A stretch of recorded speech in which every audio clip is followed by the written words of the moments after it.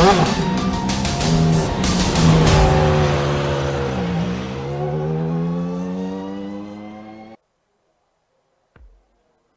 are many endurance races across the world that inspire awe and acclaim, but there is one that towers above all the rest. The 24 Hours of Le Mans has been a mainstay on the racing calendar since time eternal, and likewise, the Major's 2.4 Hours of Le Mans has become a staple on the year's calendar. Welcome, everyone, to the Major's America's Region 2.4 Hours of Le Mans, live here on the Global Sim Racing channel. I'm DJ Clark, and joining me in the booth here tonight is Adam Lindgren and Adam Young. Behind the scenes is our director, Joe Peak, and he's using cameras provided by Dougie Beard. Now, this Circuit de la Sarthe is a part permanent road course, part temporary street circuit, but it is all together electric. Let's head over to our GSRC track guide to learn a little bit more about it.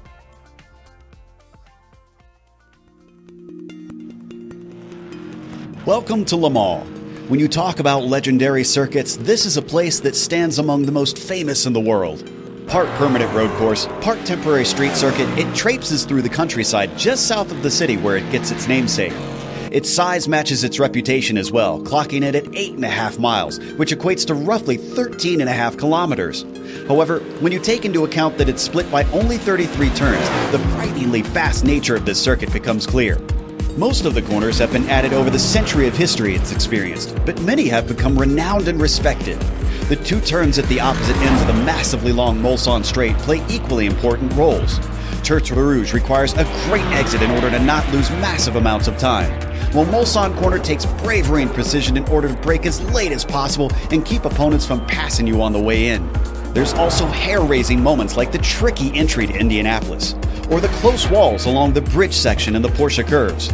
To win here, drivers will need a very low downforce setup, a good sense of strategy, and heaps of bravery. The 24 Hours of Le Mans is the crown jewel of endurance racing, which many drivers dream of someday winning and many fans flock to witness in person. Once you've driven the track here on iRacing, it's easy to see why.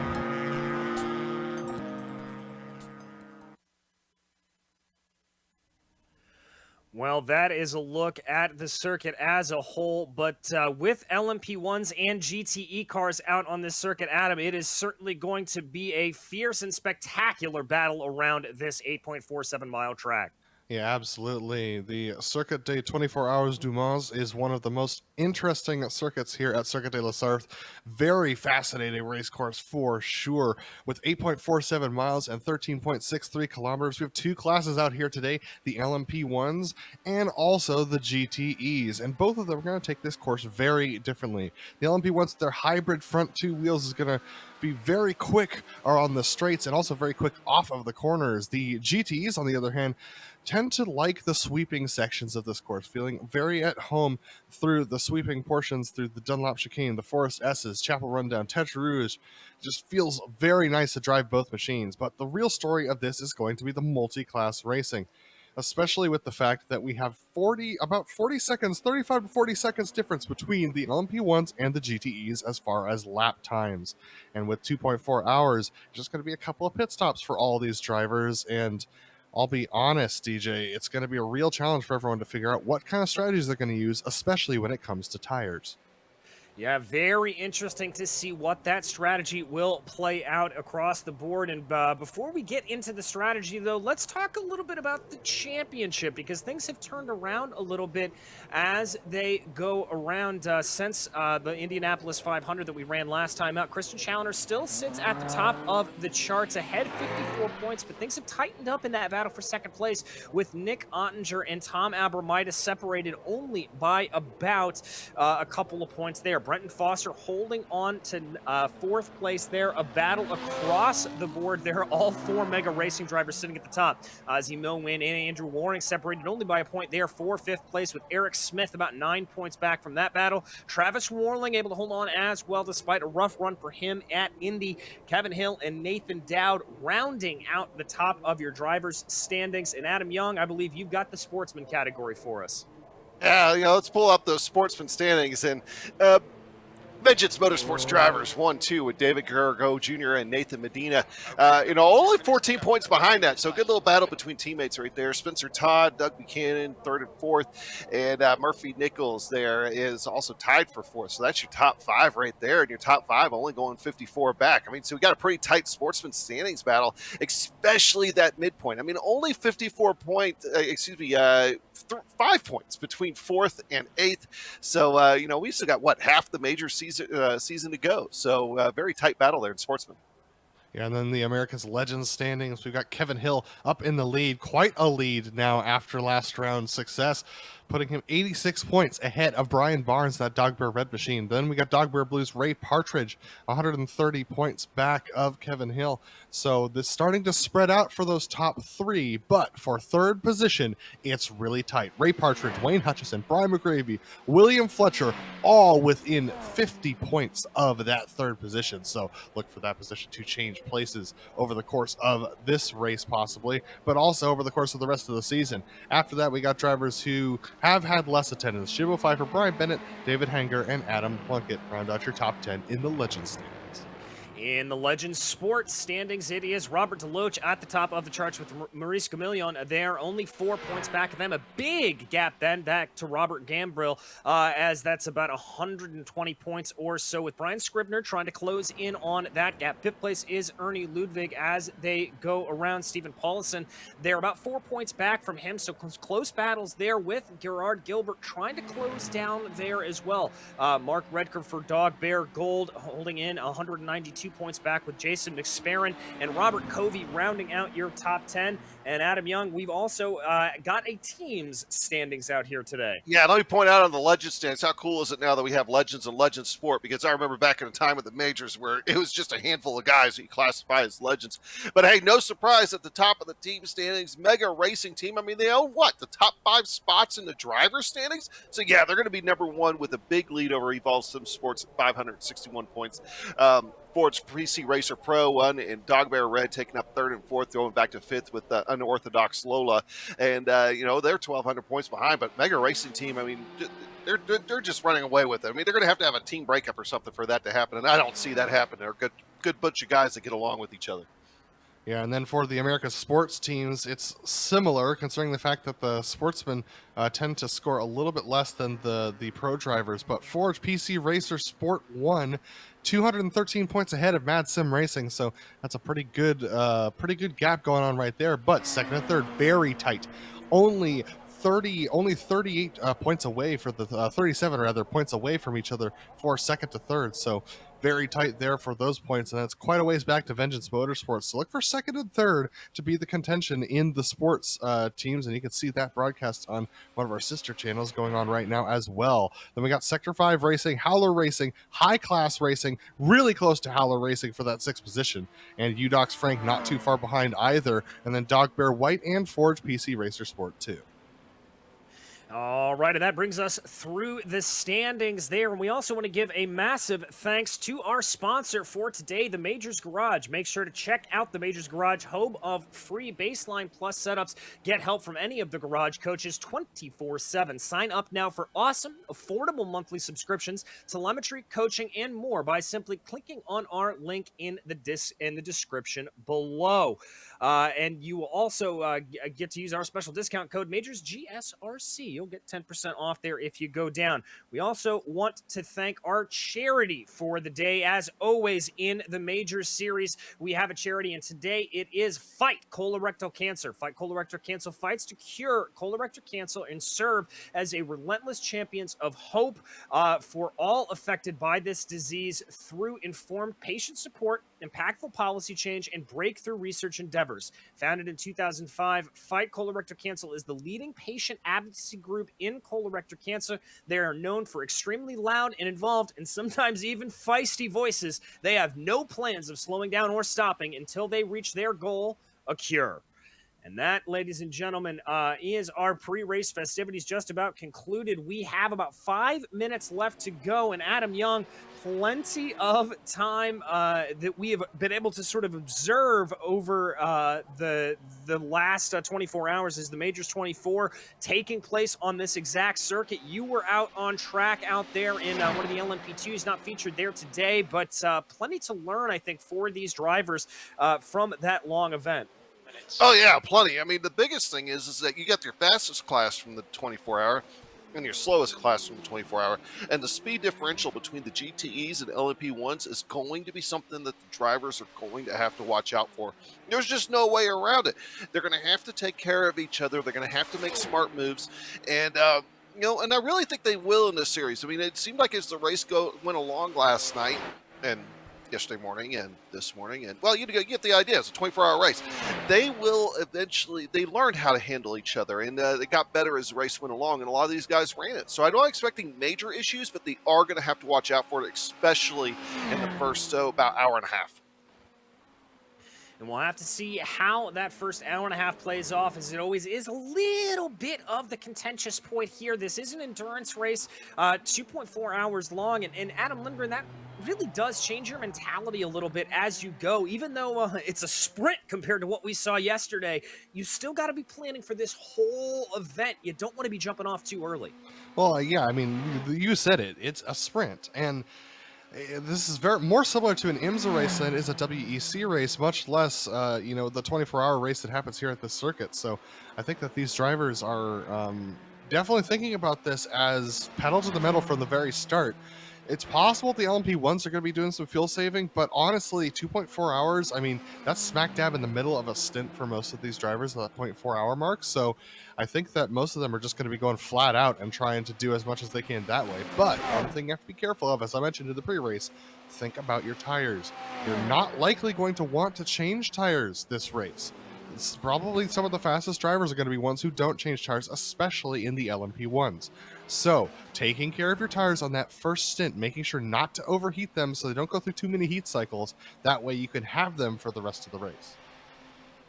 Well, and the one good thing to keep in mind is it is just about 70 degrees Fahrenheit out on track right now. So that means relatively cooler conditions for the tires. We don't have to worry as much about them really wearing off as due to the heat. And hopefully the track state here will be able to help a little bit, be rubbered in. That was something you and I were talking about last night, Adam Young, that a really green track state can wear these tires quite easily, but still they'll have to be careful even with the reduced temperatures. Yeah, and that's going to be the kicker, is the fact that, in practice we start with a 0% track state. It's going to get carried over into the race, but even it's not going to be a completely 100% rubbered in. And we talked to Cy Andre last night, and he's telling us about the difference between the rubbered in track and the non-rubbered in track. So they actually will have to manage those tires, like Adam was saying, and keep an eye on that. I still would not be surprised to see somebody take tires if they feel like their car isn't handling well, but they have the advantage of the fact that we only looking at a track temperature right now of 70 degrees. I mean, the sun is very slowly starting to go down here in Le Mans. You're going to see the headlights probably kick on by the time everything is done here today. And, that is going to be the savior of those tires. Yeah, and that will be certainly a good thing. We watch one of the Mega Team racers, that is the number 25 out on track right now. If they worked his way around, that's Nick Ottinger. Nick yet to set a time there, but qualifying already decided here for these drivers. Only about a minute and a half left in this opening warm-up session. Kurt Crum here for Forge, working his way around Adam Lindgren. And what are these drivers trying to gain here in this last little bit of practice? Is it just some track information, maybe just trying to get a little bit of a pre-rhythm as they go? Well, they're trying to figure out how far they can push it on this temperature, because practice, there's no real penalty for making mistakes in practice unless you're really hindering a driver ahead of you. So they're really just trying to figure out how hard can they push it in these weather conditions. And 70-degree track temperature, this is the best conditions have been for, I mean, it's actually lower than it was overnight in the Majors 24 that we just had. So I think these drivers are just testing out the cars, testing out the limits of grip, seeing what they can do, because these opening laps is really going to be where a lot of the track position is decided. And so you got to be really careful. And I'll be really interested to see how the LMP1s use up their hybrid boost at the start of this race, to see who's going to decide to launch it on the first section of the Mulsanne, or whether they're going to save it for the end of the lap. And that's going to be something we are talking about over the course of the race, rest assured, is that hybrid power boost from both the Audis and the Porsches in the LMP1. Yes, there are those two different makes of the LMP1s out there, to see how those drivers will be using it, as the checkered flag is flying right now for the practice session. We get ready to go under green flag racing here at the Circuit de la Sarthe. It is going to be 2.4 hours of racing across the board for you here, and we are ready to bring you your qualifying order. Starting off in pole position, it is going to be Andrew Waring with Vincent Leherbier to his outside in the LMP1 category. Eric Smith and Justin Morton will make up row 2 with Steve Driscoll and Daniel Johnson there in P6. P7 will be Jeff Schmeier with Kurt Crum and Ozzie Milwane in 9th. Joey Haynes rounds out your top 10, Adam Young. Yeah, going into 11th on back in your LMP1s, Nick Kuhn, Scott Corbin. You're going to make up row 6. Row 7 going to David Graybill and Brian McGreevy, and Wayne Hutchinson making up the tail end of the field of the LMP1s. Always safe and steady, Wayne Hutchinson. Adam Lindgren with the GTs. Yeah, absolutely. We got Brian Lockwood starting off the GTs in pole position with Christian Challoner next to him in second. Nick Ottinger's going to start off on row 2 with Riley Thompson rejoining the series for this round for the Beam in position 4. Tom Aberminus lining up position 5 in the GTs with Brenton Foster in 6th. Kevin Hill lining up in 7th with Nathan Dowd in 8th. And then row 5 goes to Travis Worling and Brian Halleck. Adam Young. And lining up in 11th position, it's going to be Justin Kirby with Brian Barnes, Ray Partridge, and Brent Kirby behind them. Rob Powers and Jason Wallet will make up row 8 with Lynn Kinchlow and Ryan Steele. And then Carter Kundinger will make out your 19-car GTE field. And a bit of drama right from the very beginning. Andrew Waring having a disconnect directly before we start going. That is about the worst time in the world to have that happen, Adam Young. It really is, and I don't think he got back in the session in time. He is back in the session now, but I don't think he got back in time in order to retake the pole. So he's going to have to start from the pit lane, and that's going to put him behind the GTEs. And that's going to be a big, big thing to make up. We check out our onboard camera here from Justin Morton, the Forge PC Racer Pro 1 machine. Number 9 going to be starting off in what will ostensibly be 3rd place position after that disconnect from Waring. As you said, he has been able to join back in the session, but he will restart there. Also looks like Ray Partridge having a little bit of a problem. He is in pit lane as well. These drivers coming through the Porsche curbs right now, Adam Lindgren. Last preparations getting ready to be made. Last preparations, all these LMP drivers holding the manual boost turn-off switch to make sure that they're not using any boost before they get to the line, because the automated LMP, the automated hybrid system wants to do that. Here comes the Tricolor flying overhead, getting ready to launch these vehicles off, getting ready for the 2.4 hours here at the Circuit de la Sarthe for the Major Series. One of my favorite features here on iRacing at the Circuit de la Sarthe. You see that Tricolor coming overhead as the drivers now follow behind the Porsche pace car as it leads them through the Ford chicanes before peeling off down pit lane. The fighter jets scream overhead. Control of the field goes to Vincent Leherbier, and we wait for the flag to fly, and there it is. We are racing at the Circuit de la Sarthe. It's a good start there from Eric Smith, who's able to get a massive jump in the Porsche. He will lead himself out into the lead as we dive into the first corner. Everybody trying to go side by side. Steve Driscoll also able to get by Leherbier as they break down now into the first chicane, trying to sort themselves out. A couple of drivers off in the back. I see that may be Haynes McGreevy, a big problem. But Adam Young, what's going on in the GTEs? GTEs had a very nice and clean start here to begin with. Brian Lockwood was able to get the jump on Christian Challoner as before they even got to the Ford chicanes. They are away. They are single file. Lockwood, Challoner, and Nick Ottinger is your top 3. Major damage for Brian McGreevy. He's spun out, as well as Scott Corbett. They're sitting across the track right in front of our GTE leaders. Fortunately, just toes in time.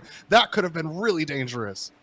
Could have been very, very dangerous indeed as we focus in on the lead battles there for us. That's actually for second place in those LMP1s. That is Steve Driscoll leading LaHerbier, Morton, and Schmeier as they come out of the first chicane on the Mulsanne. It looks like Eric Smith has gotten away like a bullet here.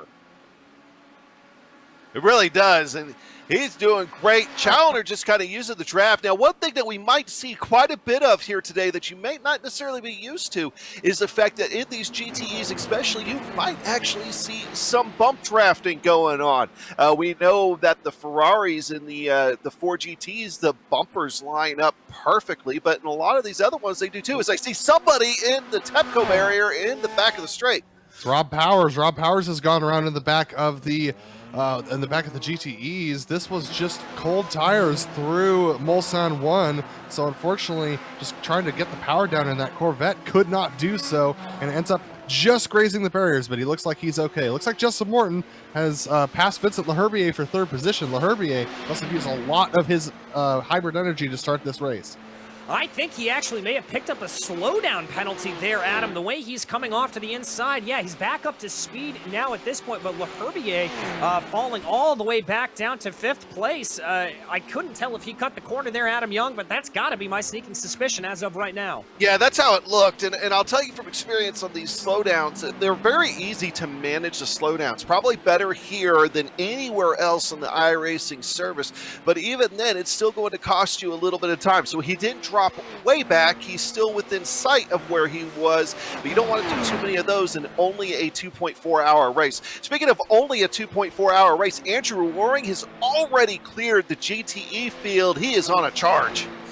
On a big time charge there as we continue to focus in here up ahead on these battles. LaHerbier just trying to cling on to the back here of Jeff Schmeier to see if there is anything to be had. Porsche versus Audi as they go through. Eric Smith continues to absolutely dominate at the front of this field as they work their way around, working to get you the replay here for Corbin and McGreevy, who we believe were the drivers that spun out at the beginning.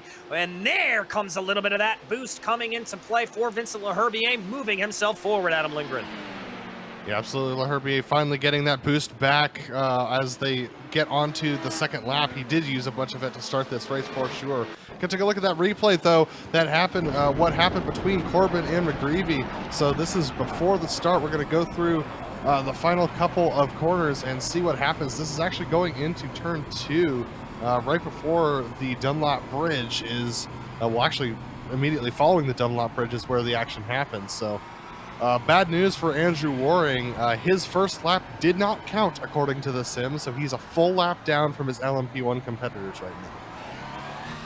Yeah, he's going to have a lot to gain back in on. So here is the start. Looking in the back of the field there, this is coming up underneath the Dunlop Bridge, as we said. Brian McGreevy, that teal and purple car. So as we're watching this, just a thing to note is we have 2 LMP2s. Oh wow, that was major contact back there, and almost a rollover.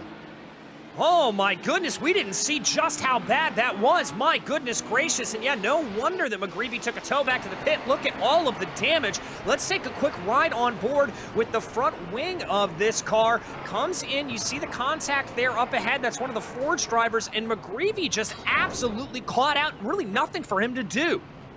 Yeah, and that was just the launch right there, and that's why those 2 LMP2 drivers that Lindgren just mentioned were on pit road. Go ahead. Sorry, Lockwood just got a slowdown, and so did Christian Challenger. Both of them with slowdowns, causing some chaos. Riley Thompson now leads the race in GTE.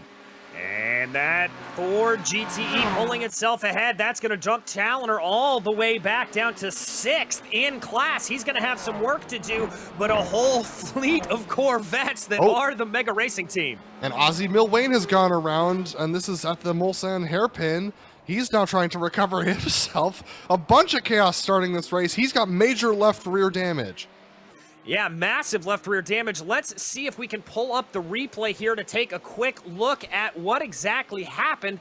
Ozzy Milwain coming down into the kink there. I'm wondering, did he get a little bit of help? No. Oh, bit strange. Looks like he just caught the curb and then let the car drift up behind. Yeah, that's pretty easy to do in those LMP1s. I mean, they don't take those curbs as easily as the LMP2s or the GTEs for that matter. And if you hit the under tray while you're hitting that curb, it'll send you right around. I mean, it tries to high center you for a split second. Your wheels are off the ground. You're going to loop it easy.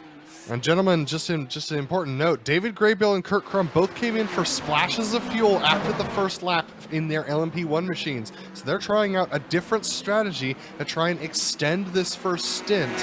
So just an interesting idea here as they go by our leaders in the GTEs. And Kurt Crum there, by the way, he did catch major damage in that turn 1 incident. He was just able to bring it on around. So that wasn't so much a strategy play for him, but Graybill, I definitely think what you mentioned is true, is the fact that that is a fuel strategy to try to get that extra lap. It was both of them taking their fast repairs, so that explains their pit stops. Okay, you know what it is? Graybill was the one that caught McGreevy and almost sent him over. He didn't have major damage, but had enough maybe suspension damage from that wheel-on-wheel contact. Yeah, so you're right there. Well, and there it is. We got that mystery solved, as you also saw on your screen there. Nick Ottinger able to move his way by Riley Thompson. Corvette able to take over Ford there, and happy to bring into the booth here another Adam, as it were, Adam Fetchmonte. Face, you were talking a little bit about the slowdowns and how easy they are to really pick up around here. Yeah, I mean, there's no markings really for it, so it really is just a feel thing, and it looked to me like when the leader there got off, Chaloner just followed him. I mean, you're kind of judging off the car in front, so that happens sometimes. The car in front of you gets one, you get one. And man, as close as those guys were, it just killed them all the way down that first section of the Mulsanne. The slowdowns here are killer. I mean, like Adam was saying before, you can manage it really well here because of how long the straights are, but it just gives you such a large penalty that you really do lose a lot of time. And we saw the detriment of losing all of that time. A lot of the Mega Racing Team drivers falling down the order. But now we want to look back here at third in that GTE field. Tom Abramitis has Brenton Foster all over that rear wing right there. That is Abramitis, Foster, Lockwood, and Chaloner running in lockstep together as they go.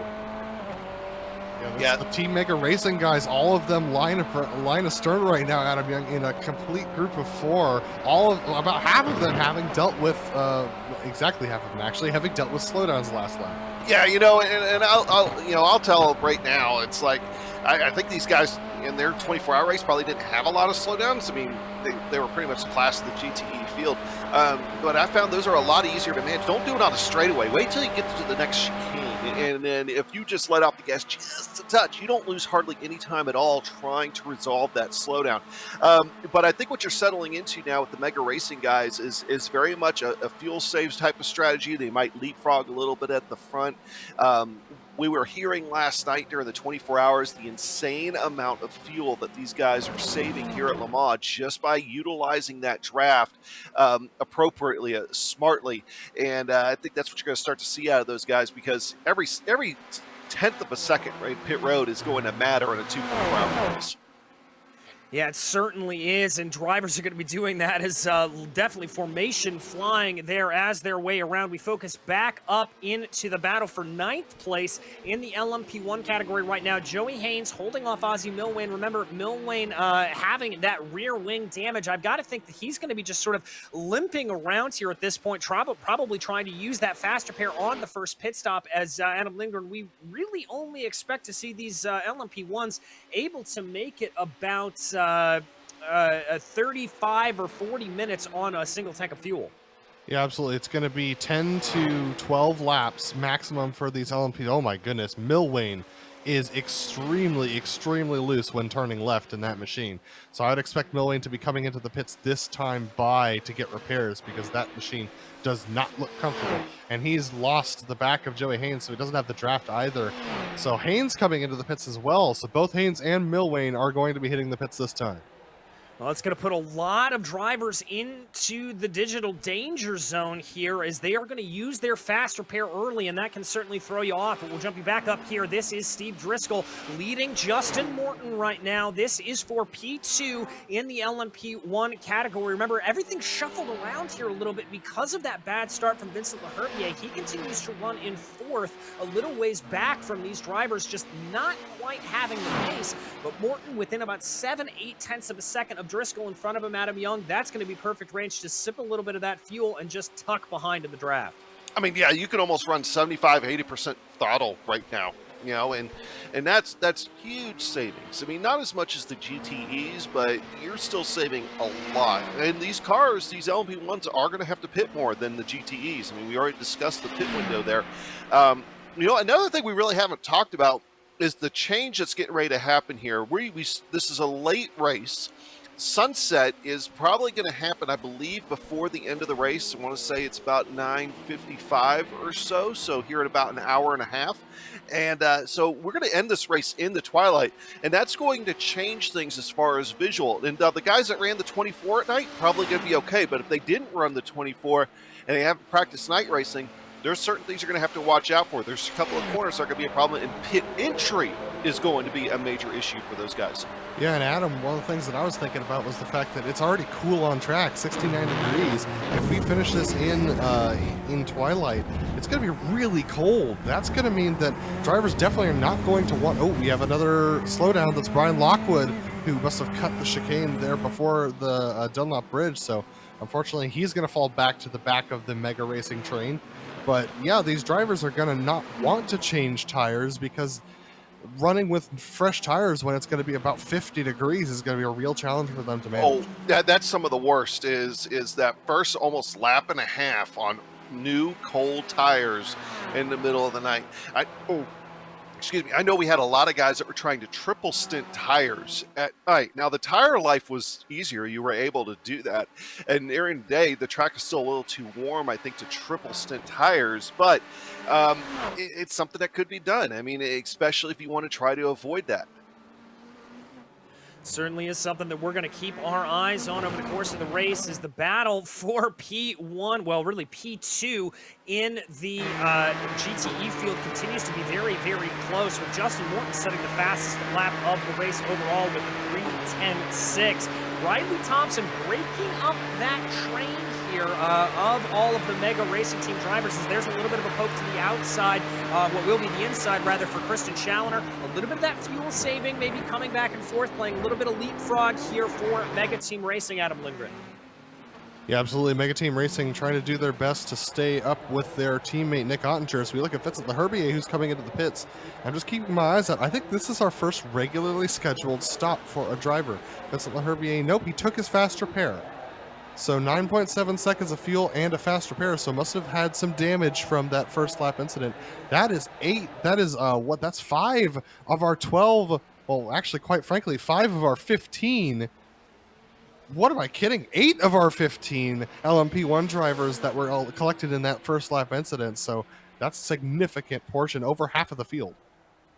Yeah, a lot of damage being accrued there. And as we said, only one... Eric Smith is around on the Mulsanne straight. How did this happen? My goodness, it almost... he's not moving. I'm not seeing a attempt to tow. Let's go back and check out the replay here of this. This is coming out of the chicane. What happened? Monitor failure is my guess. Take a look. Yeah.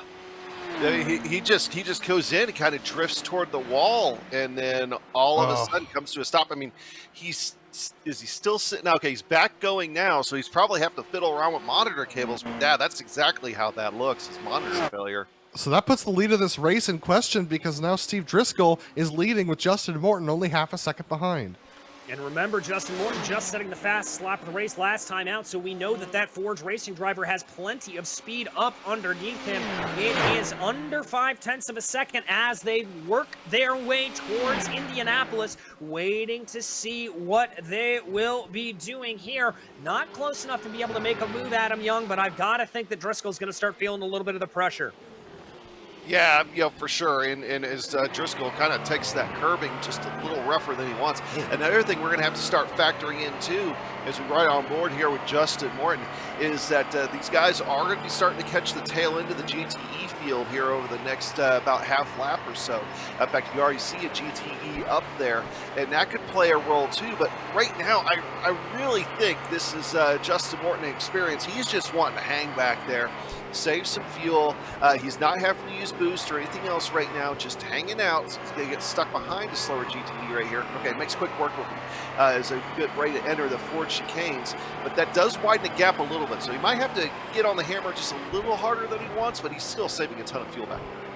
And that was one of the GTE lap cars. That's right, the LMP1s have already caught back up to the field. That was Rob Powers that they were able to clear. Now they've got Brent Kirby directly up ahead of them that they're going to have to get by as well. So that's certainly going to start to play a little bit of a factor here in the logic. Ooh, a good move there for Justin Morton to be able to get on by them. A couple of drivers there taking off to the access road. I think that was Jason Wallet there, just kind of getting out of the way for both of the drivers, Adam Lindgren. Yeah, absolutely. So both of these drivers having to navigate traffic, and how you navigate traffic is going to determine how you succeed at this race. Steve Driscoll taking a little bit for a ride there by Lynn Kenchlow, as Lynn was just taking the normal racing line. Lynn way off. He's actually probably going to get a slowdown for going that far to the left, but Morton and Driscoll on not really, more or less even coming out of that that traffic.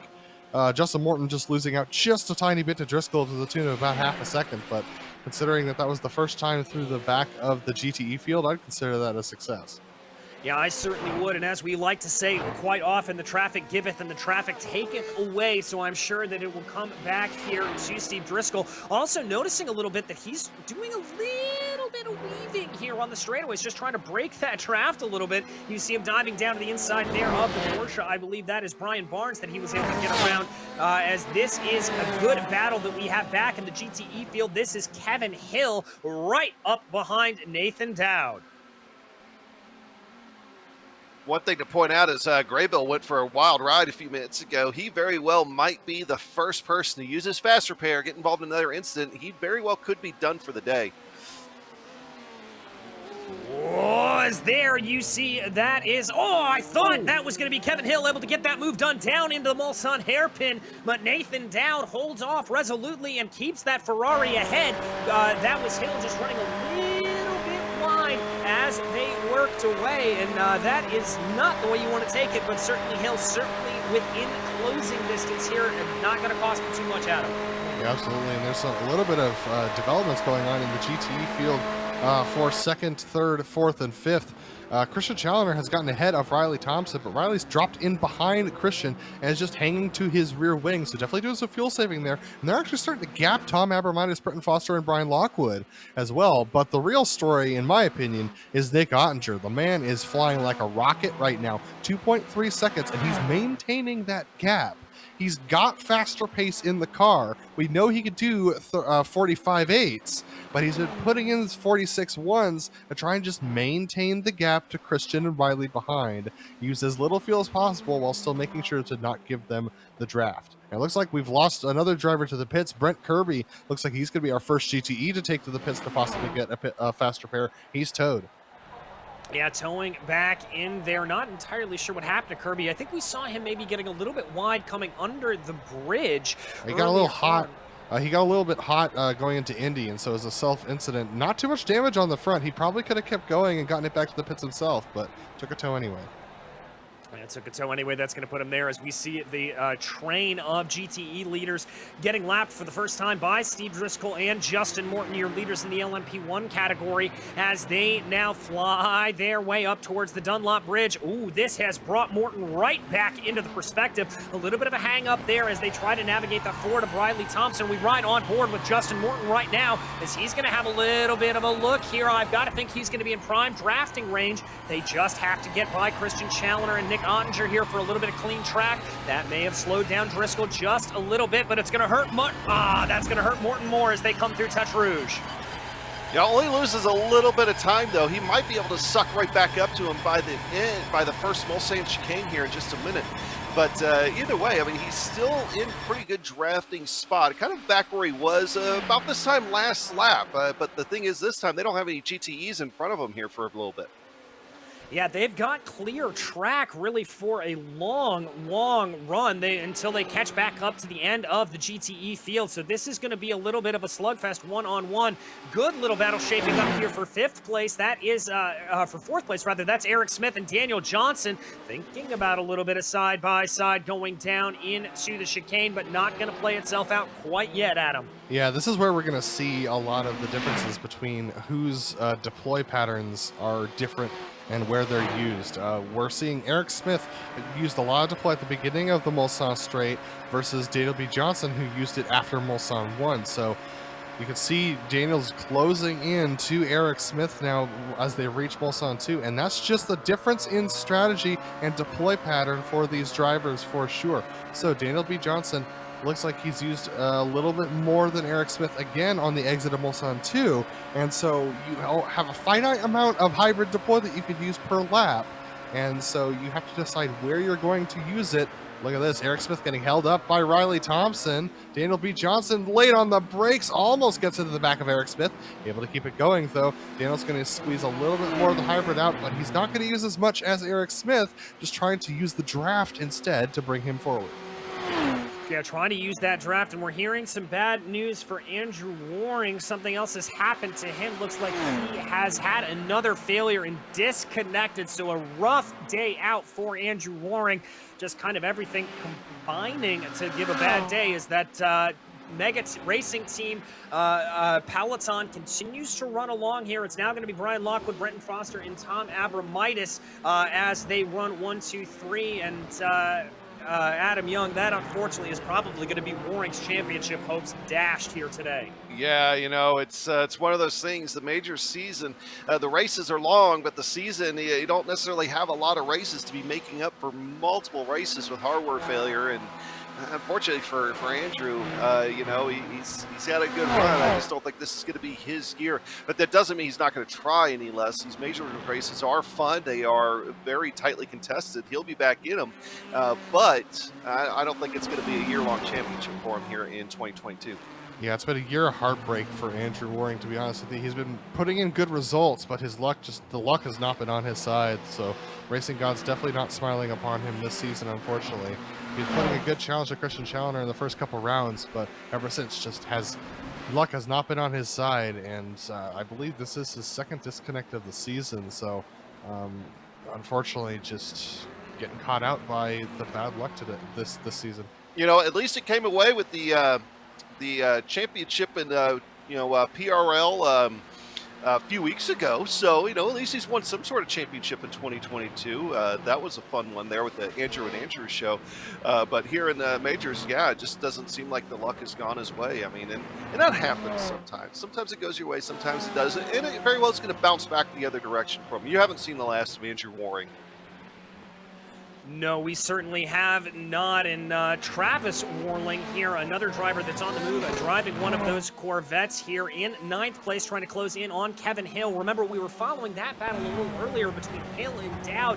Well, Hill has just lost a little bit of pace here, courtesy of that off going through Mulsanne, and that has allowed for Travis Warling to close in. No traffic around them to speak of right now, so this is going to be a straight battle, and I've got to think here that with Nathan Dowd about a second and a half up the road, that this is going to be all of the drafts here for Travis Warling, as that is Vincent LaHerbier striding on by. Here comes the move. The Corvette down to the inside, looking to take over that 8th place in-class position. It's going to have to be a battle of the late breakers here as they go down. Doesn't look like Kevin Hill necessarily wants to give it away. There, he backs off a little bit. Letting Evolve on by Adam Lindgren. Yeah, I can also report that Brian Halleck spun out just coming onto the Mulsanne straight. So fortunately, didn't collect anybody and didn't hit anything. But he's back going again. He's getting passed by Brian Barnes at the moment up the inside. Halleck doesn't want to give this one up. It's side by side through Mulsanne 1, but late braking too far for Brian Barnes. He's going to lose that position. Going to lose out on that position, and that'll keep that Ferrari up ahead. Let's go back and check out this replay here. Oh, just a little bit too much speed, and that Ferrari going to be sent right around. A tough break for the Forge Racing driver. Let's check this out again from the overhead shot. It just goes in, just a little hot. It's going to grab just a touch more curb here, I think. And this is another one of those tough places where it's really hard to avoid a slowdown. You almost go into the corner worried you're going to get one, because if your wheels aren't out of that blue on the outside of the corner by the time you're done, you're going to get that slowdown there. And I think that's kind of one of those ones. I think you maybe got a little too focused on that as opposed to getting into the corner. Yeah, most certainly. And Face, you've been keeping an eye on some of these battles and the evolution that has been going on over the course of this run. Yeah, you know, the start here is just so crazy. And now things, I don't even want to say settle down, because it never really settles down here with these, having these LMP1s come through every 5 or 6 laps. But now you start to see guys kind of separate into their little groups. So everybody's kind of settled in. They know who they're going to be racing.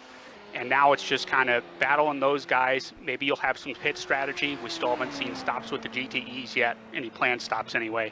And then, of course, managing the traffic. You know, those LMP1s come through so fast, and you really got to be on your toes, because you could think you're safe, and then all of a sudden that thing's on you like you can't believe.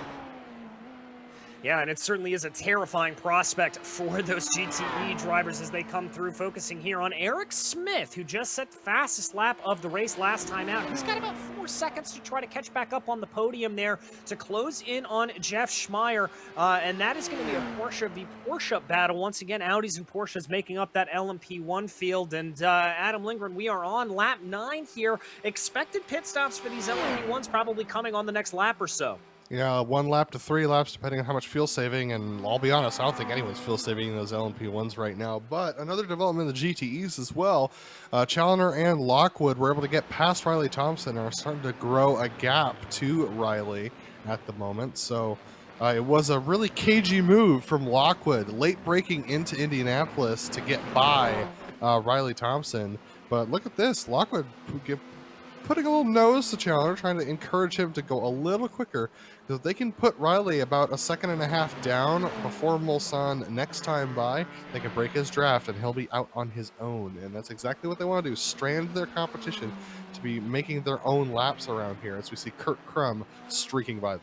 You know, one thing got to point out too is the top end speed in those Corvettes a little higher than it is in the Ford GT. That Ford GT is going to be able to keep up in the draft, so he doesn't want to lose the draft there. But still, I mean, it's going to be an uphill climb now for Riley Thompson. Granted, of course, the Ford has the advantage in the cornering ability, as we do see Challoner and Lockwood just kind of swap that around. That's probably a planned little leapfrog right there. Would be surprised if they do it heading into the second Mulsanne chicane here in just a moment too. Well, and just true to form there, you can see that was Riley Thompson able to close up a little bit under braking there into the first Mulsanne chicane, as he's going to keep that gap at about 0.5 of a second, trying to see if they can grow it out a little bit more, are Lockwood and Challoner. Meanwhile, Nick Ottinger about 3.5 seconds up the road from them, so he is absolutely checked out from this battle, Adam Lindgren. Yeah, Ottinger's off on a race on his own, and Riley Thompson just trying to cling to the back of these guys. I think the best thing he can do is just race with them, just chill behind them, kind of fly in the mirror, and then later on the race, once the pit stops are done, you get into the last 10, 15 minutes, they could be a flying ointment and try and upset this Mega Racing team duopoly that you got going on in second and third position. But Thompson in a good spot to possibly take a podium today, but he's going to have to be strategic about how he accomplishes it. Yes, he is. That strategy, very important to play out. And again, hearing that he gave a little bit of a big lift going down into Mulsanne, so definitely not wanting to be too aggressive, certainly keeping himself in that position. If he can maybe extend that fuel stint just a little bit longer, take a little bit less fuel, maybe he's going to have a little bit of a run here. Nope, another lift there from Riley Thompson, being very content, Adam Young, it looks like, to just stay behind this duopoly. Yeah, he's in a section of the track too where he can do that, because like I said, he's going to have the better cornering ability, and just hang behind those guys. I mean, yeah, save some fuel and everything else, because if you save enough, I mean, you're going to come out big in the pit stop cycle, and we'll see how that goes. Hey, I wanted to do something real quick too, if our director doesn't mind, as we go back to that Warling battle here. Watch that for a moment. I would like to get we talked about the speed differential. I would like to get a lap comparison between Driscoll and Ottinger so you can compare the speed differences between the two leaders of the two classes and give you an idea of what that closing rate is as these LMP1s are coming through this GTE class. I think that'd be a fun look if we're able to do that. But this battle here, while he's pulling that up, is this has been tight now for the last couple of laps and just been kind of just booming here. And I have to say, I mean, Travis Warling is looking pretty strong as a midfield contender right now in the GTEs. Yeah, he very much is. And there you can see that difference on the lap. We're talking about 30 plus seconds between the LMP1s and the GTEs. That is a massive closing distance. Oh, is that a little bit of a look there from Kevin Hill, almost thinking about trying to get a move down into the Ford chicanes. Not often that you see that move, but certainly one that he is going to try to be pulling off here as he keeps up and close behind. That was a little bit of a close run to the outside. Yeah, Warling's definitely trying to push right now. He's trying to give as much as he can, and Kevin Hill trying to harry Warling a little bit because Warling actually has been a little inconsistent this race. He's had a couple lockups. He had a slide right there, getting loose into the corner. So Kevin Hill realizes that Warling is vulnerable, and so if he keeps putting the pressure on, it's possible Warling will make a mistake and won't be a factor in Kevin Hill's race anymore. And remember, Hill was up battling with Nathan Dowd a little bit earlier, and that one errant mistake that he made going into the Mulsanne hairpin is what really set him back and into this position as they go. Getting up to speed now, coming out of Tete Rouge onto the Mulsanne straight. Kevin Hill about 0.3 of a second behind. We expect that gap to really start to come down here. Don't think he's going to be close enough going down into the first chicane, but maybe if you can get the right launch here, Adam Young, he can have a shot going into the second. Yeah, it all depends if he wants to take a shot. I mean, he does lift a little bit right here to just kind of stay in line with Warling. Well, watch their lines. I think it's going to tell us a lot here. Maybe the first few seconds afterwards, as Warling gets that drive off, and we'll see if Hill's able to gain back. I mean, he very well could be the same strategy, too, that he could just be trying to let him know he's there, maybe try to coax him into a mistake, but not actually try to aggressively pass him, too. That is a strategy play. We're already seeing it with the Mega Racing guys, and try to save a little bit of fuel, because the pit stops for these guys here, you know, a little bit longer of a stint than the LMP1s, but they are going to be here before we know it, so that fuel game is going to be crucial. Oh, and a quick update from the LMP1 field, as it looks like there that I believe Jeff Schmeier had a little bit of a problem coming down through the Ford chicanes, and that is going to demote him down into fourth. Eric Smith able to take that position away. Yeah, this kind of incident we saw a lot of in the 24-hour race that the majors just put on here at this track. And so coming through the Porsche curves now and sweeping around, trying to come at full speed. And then we're going to see through the Ford chicane, Jeff just takes the last little bit of the chicane a little bit too hot, and that's going to send him off track. So the first little bit doing fine, but took it too hot in and just ends up in the gravel, can power out of it, but that's going to demote him down into fourth position behind Eric Smith, who still has the fastest lap. He's got the fastest lap, but he's got about 15 seconds to try to make up the road up to Justin Morton. This is another battle that I've been keeping my eye on. This is the battle for 7th in LMP1. Wayne Hutchinson and Vincent Leherbier. Remember, Leherbier coming in and doing that early pit stop. Adam? Travis Warling's had a problem. He's been forced to a mistake. Got his right rear wheels into the gravel on the exit of Indy and has hit the front left of the car into the barriers. So unfortunately, he's lost that position to Kevin Hill and is probably carrying damage. All right, is there you saw that pass by for Leherbier. Let's go back and check out this replay. This is the battle that we were talking about, and we talked about that pressure from Kevin Hill, Adam Young. It looked like it paid out. It really did, and, you know, and I'll tell you, as far as all the corners at Le Mans, my trouble spot is Indianapolis for that reason right there. I tried to do that so many times in the LMP2 while we were running. I was able to keep it out of the Armco, thankfully. I mean, we finished the race and everything, but I saw a lot of guys that didn't. Unfortunately, just bit Travis Warling. Thankfully, though, it doesn't seem like the damage is extensive. I think he can wait until his pit stop. He may even be able to make a determination about whether or not he even wants to take his faster pair right now or save it for later in the race. And you were just saying there, Adam Lindgren, some very smart driving from Kevin Hill to avoid that. Well, it's not just to avoid that, it's to force Warling into a mistake, because by putting the pressure on Warling, he made Warling go a little bit faster than he probably would have liked and had him looking in his mirrors more than he would have liked. Rather than racing his own race, he was forcing Warling to race against Kevin. Kevin was racing, forcing Warling to race against him, and that often puts a driver in a position where they can make mistakes. I say this because I tend to make mistakes, but Steve Driscoll's in the pits, and so is Justin Morton, our leaders in the LMP1s, hitting pit lane.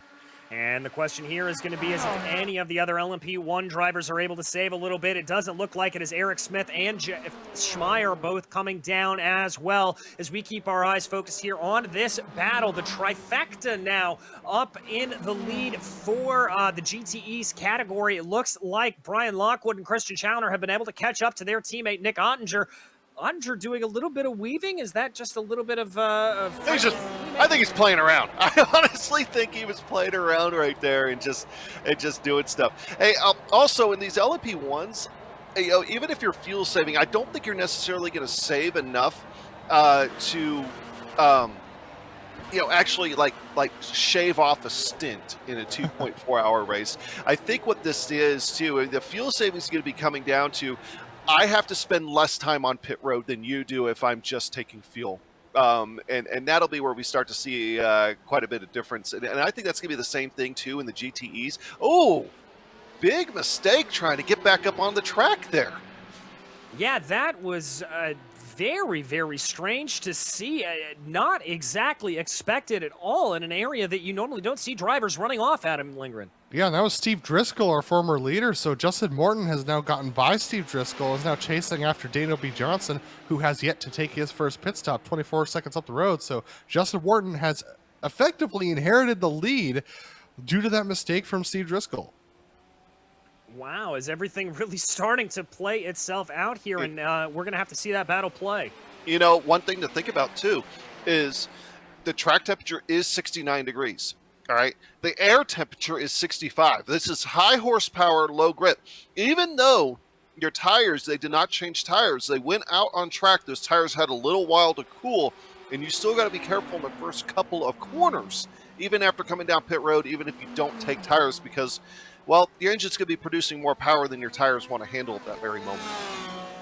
Yes, they will. So that's yet another thing the drivers are going to have to keep in mind here. There is your race leader at the moment, Daniel Johnson for Kinetic Racing Americas, working his way by. I believe that's Lynn Kinchlow that he just got by in the Ford GTE as he works his way down through the woods. We anticipate him coming down to the pits this lap to turn over the lead back to Justin Morton. And I've really got to say that little mistake that we saw there from Steve Driscoll has allowed for everything to close back up. This is going to be very interesting. Remember, Vincent Laherbier took that pit stop on lap 4. He's got a little bit more to go, and he's been able to catch up to the back. He finds himself in 4th right now on a little bit of an alternate strategy.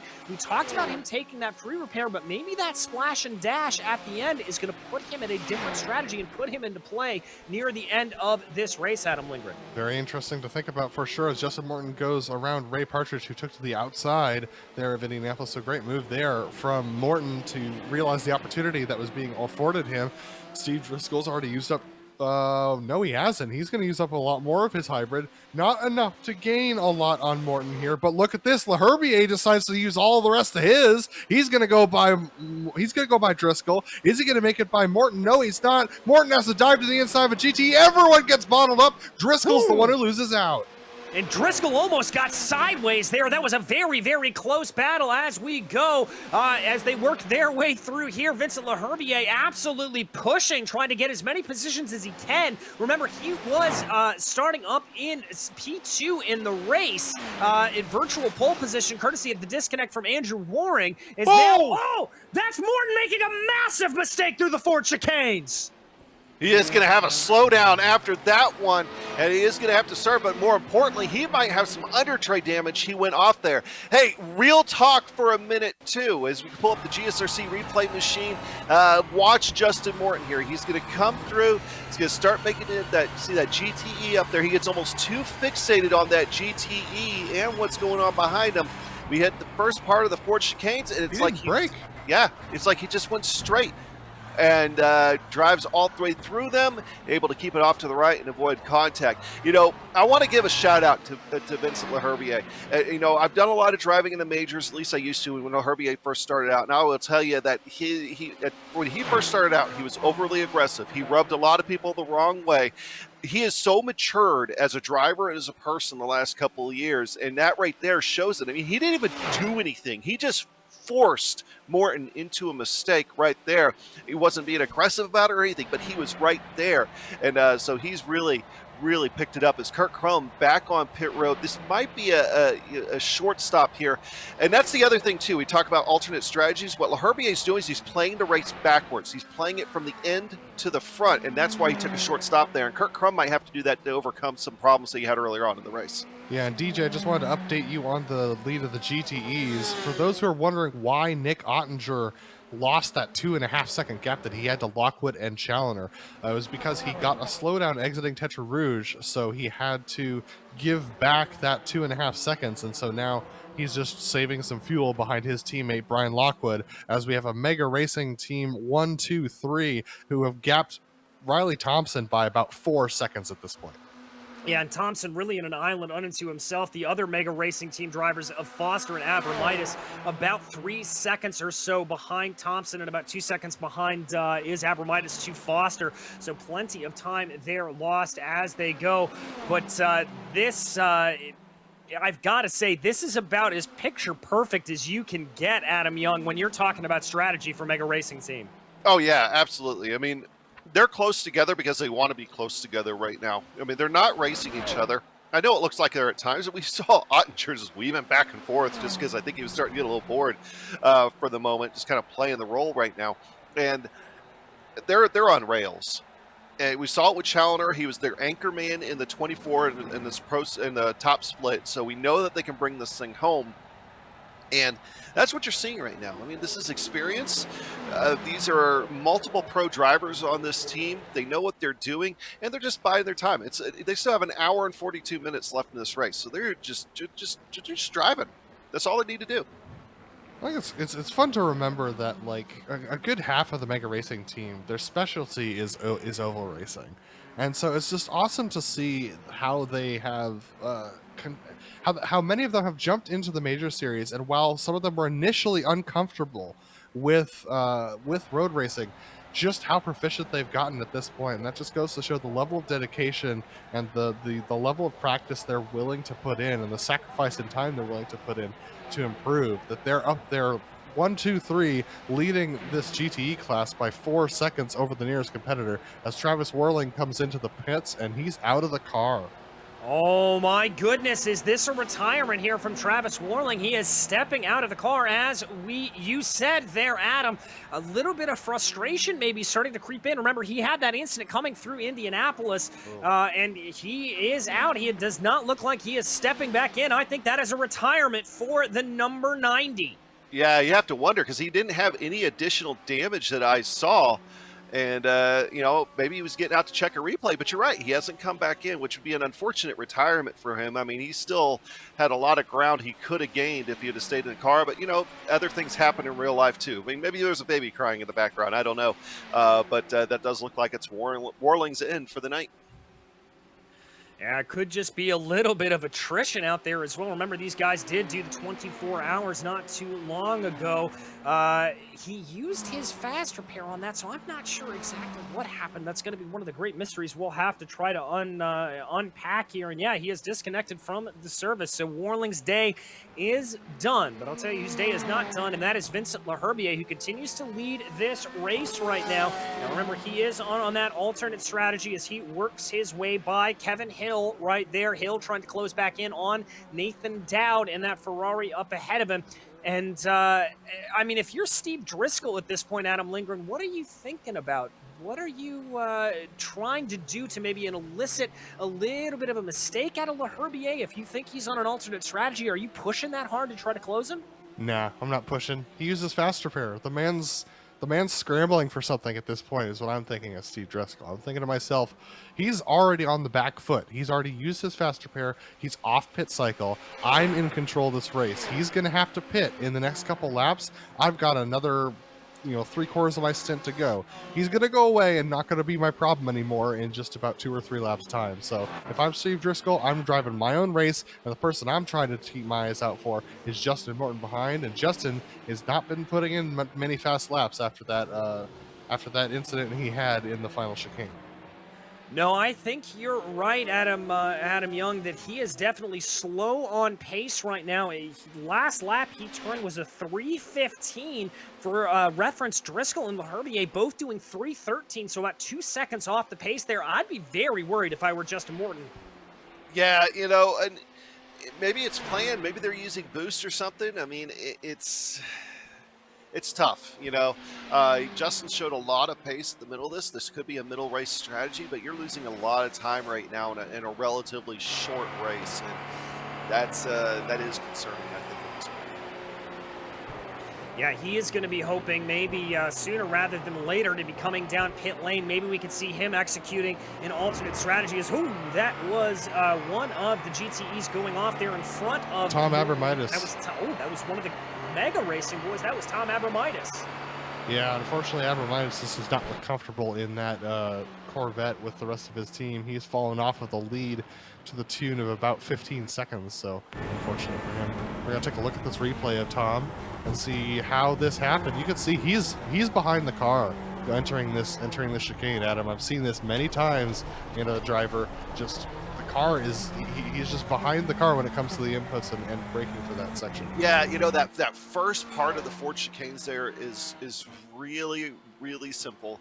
There's no other way around it, but it's also really simple for your back end to want to step out just a touch, and it steps out just a touch. You start chasing the car. Next thing you know, you're having trouble under braking for the really back half of the 4 chicanes where you're under hard braking, and you find yourself in the gravel pit, and you're thankful that there's a lot of gravel there, and it's happened to many a guy before. It certainly has, and plenty of time left to go in this race. Still an hour and 40 still to go. We've been running here for about 45 minutes, and well, as we often say in endurance racing, it's a lot of just trying to minimize those mistakes over the course of the lap. And so we could see a little bit of a comeback here from the number 20 of Tom Abramitis. I think the same can be true for Justin Morton. Plenty of time, plenty of storylines still to develop here over the course of this running, Adam Lindgren. Yeah, important to note that Justin Morton has not taken his fast repair yet. So once he gets the fast repair done, he might regain some of that pace that he has lost. And so he's probably just waiting until the next pit stop because, yeah, he's losing time for about 1 second to 2 seconds a lap. But that's time that he can gain back. We know how quick he is. He was able to catch and hold on to Steve Driscoll over the course of that stint. And he's been, on average, a little bit more consistent than Steve. But, I think the interesting one to watch is for sure Vincent Leherbier and his strategy to see whether or not this being off cycle because of the incident is going to actually benefit him or not. So definitely something to keep our eyes on as to whether or not he's found an optimal strategy by accident. Well, that strategy is going to start to play into the 4 here because by my calculations, he'll probably be coming down pit lane, I imagine, on this lap once he clears through the Porsche curves as they go. Good aggressive turn in there from Leherbier as he brings it on through. Let's keep our eyes on the Kinetic Racing machine as he comes through the final part of the curves, ready to be able to indicate here if he will be coming down pit lane, and if this commentator is right or if he is wildly wrong, we will know in just a few seconds. And hooray, I was right. He comes down pit lane. And I'll tell you, and I Adam, I don't want to correct you, but Vincent missed that accident happened behind him. He was clear on lap 1. The strategy of coming in early, I really think, was planned, and he's doing alternate from everybody else. He's playing the race backwards, and I think that's going to be paying big dividends for him. I really do. So you think that him taking his fast repair was just a mistake then in the first pit stop? It very well could have been. I mean, the car didn't look damaged. Maybe there was some under tray damage. I know he got that little rub, but the big accident he was in front of, he didn't pick up a lot of damage. I really think this is planned, being on an alternate strategy. Just experience of racing with Vincent, it's something he would do. Well, we will have to see. Time will tell. We'll be able to tell you the exact answer to that in about an hour and 35 minutes as LaHerbier waits on pit lane, giving control of the field back over to Steve Driscoll. Driscoll's been able to hold that gap to about 7 seconds over Justin Morton as LaHerbier will get back out onto the track, and that should put him in about 7th place or so. He should be, maybe with the pace that we've seen him have, probably within about 5-6 seconds of Nick Kuhn, and I think they would have to be saying that as we see the 23 down pit lane. That's Brenton Foster, also seeing Nathan Dowd and Kevin Hill. So the first of our GTE pit stops all starting to fire off. Yeah, absolutely. So Brenton Foster, Kevin Hill, Nathan Dowd, Justin Kirby all in pit lane for those GTEs, and these are all the drivers who were not able to save a lot of fuel. Brian Barnes into the pits as well, because Brian Halleck was able to sneak in behind him and hang out behind him for quite a while. So Halleck goes around one more time. I would expect that the Mega Racing team up ahead can definitely go. I mean, they can definitely go this extra lap. They might be able to go 2 if they've been saving a lot of fuel. The one I'm surprised that could actually do this extra lap is Riley Thompson, because he's been in clean air for the last couple of laps. So even though he's 6.5 seconds behind, he still has that benefit of the fuel that he's gotten to go around this extra time. So this will be very interesting for sure to see what kind of strategies they are on, as it looks like Jason Wallett's going to go around another time as well. All right, so a couple of drivers able to sip that fuel a little bit more. We follow the Forge Racing driver there, Riley Thompson, as he works his way around. I believe that is actually Vincent LaHerbier coming up behind him right now. Another one of the drivers that we have been following. Looks like Brian Barnes is coming out of pit lane. And in speaking of that saving fuel face, you obviously running this morning, a couple of places around here that it's relatively easy to save a couple of gallons if you're good. Yeah, I mean, an obvious place, just like you could do almost anywhere, is just a little bit of lift and coast at the end of the straightaway, especially if you've got somebody to draft off of, like you guys have already talked about. But there's also a few sections of the track where you're kind of in between gears and you could run either gear. So me personally, getting down into the Porsche curves at the very start of them, you can go down to 4th, but if you stay in 5th, you don't really lose much time, so that'll save you a tiny bit of fuel. There's a couple other places in Tetra Rouge. You can go down to 3rd. Don't really need to, though. You can stay in 4th. That'll save you a tiny bit of fuel every lap. And then obviously you could do a little bit of short shifting as well. Again, especially if you got some draft, it makes it so much easier. Yeah, that draft is the big one that you're able to save a whole lot of to be able to get it going.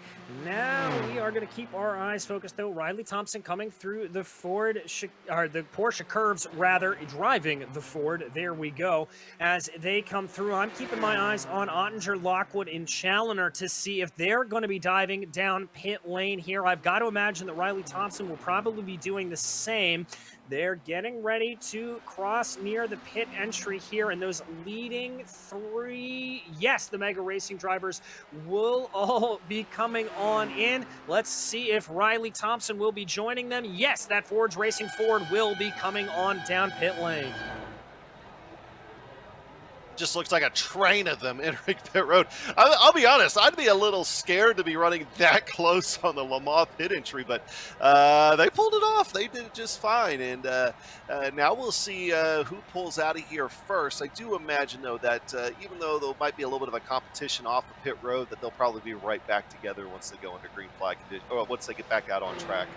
Yeah, and there is the Forge of Riley Thompson coming in behind, and so he's got that 8 seconds, honestly, that he's lost to those drivers up ahead of him, so he's got some work to do for sure to try and gain that. There's Tom Abramitis, man, how he has fallen off the back of these guys, so quite a bit of work to do for a lot of the GTE field, and barring honestly a wreck between all the Mega Racing guys, I don't see, ooh, wow, Ottinger off quite early compared to Lockwood and Challoner, taking just a little bit less fuel than those guys, but Ottinger was the one who's benefiting from the draft the most once they all got caught up together. Yeah, and they're going to find themselves sorted back out there, a little bit spread out, but I have to imagine we'll see a little bit of lifting here as they manage to pull themselves back in together to try to go. Looks like Riley Thompson not necessarily trying anything different to try to jump them. Also behind them, Abramitis coming out of pit lane. Halleck and Kundinger both in the pits as well. Also seeing Ryan Steele pull off from 23rd overall. So all of the pit stops starting to fire off here as we get closer and closer to the hour gone mark in this race.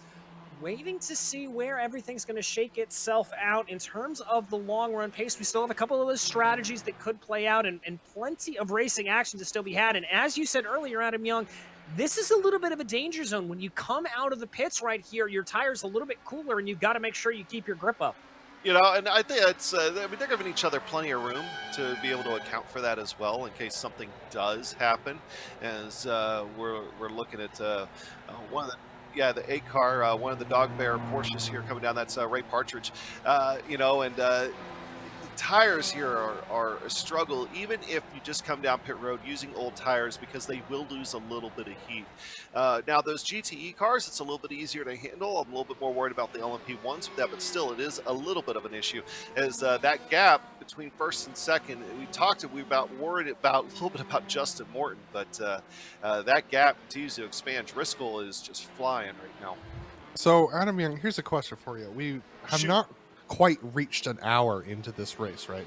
We're just 129 left to go, which means out of 225, we've got 4 minutes left to go before we've reached an hour into the race. I was trying to think about strategies. It definitely means that these GTEs are going to require 2 more stops. So the question to me is, why would it have been a consideration for Riley Thompson to possibly short fuel on this particular stint and trying to use draft to save fuel with the rest of the Forge guys, or was that just not an option? You know, it could also be that he feels comfortable about where he's at. He's worried about the risk, because if you change your strategy in the middle of the race, there is a risk it's not going to work out. Yeah, you are going to have a short fuel probably at some point here. It's, for whatever reason, he's decided it's not worth it. And to be honest with you, I'm going to start the race on a 2.4 hour. I'm going to make up my mind before I start the race about exactly what I want to do. And I'm not going to deviate from that if I don't have a reason to. And I mean, he's only sitting in 4th. I wouldn't consider that a reason to right now. He's still comfortable. Something could happen with those mega racing guys. I think he's just waiting to see how things play out. On Face, I think you had a little bit to add in onto that as well. Well, I totally agree with Adam Young. You know, if that was Riley's plan when he started the race, it's hard sometimes to just change in the middle of the race if you haven't already planned that out. Me, sometimes I'll have like a sticky set aside with an alternate strategy, so I don't have to think about it in the middle of the race. But if you don't have a spotter to do that for you, sometimes it's hard to just do that in the middle of the race. And the other thing is, if he did decide to short fill a little bit, yeah, that might get him up there with those mega guys, but then he's going to have to take more later, and it's just going to drop him off the back of them later. So the only way that would probably work for him is if he was able to get up to them, and then if he felt like he had the pace to pull away from them, so then when he had to long fill later, he would, you know, maybe that would equalize. But otherwise, probably wouldn't make much of a difference in his race.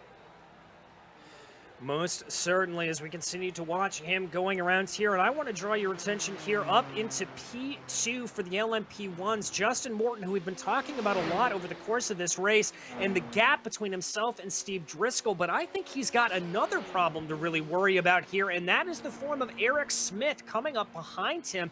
That gap has fallen down quite significantly over the last couple of laps. There you can see that gap growing. And Adam Young, I think Eric might be able to try to make this move before we see the next cycle of pit stops for these LMP1s.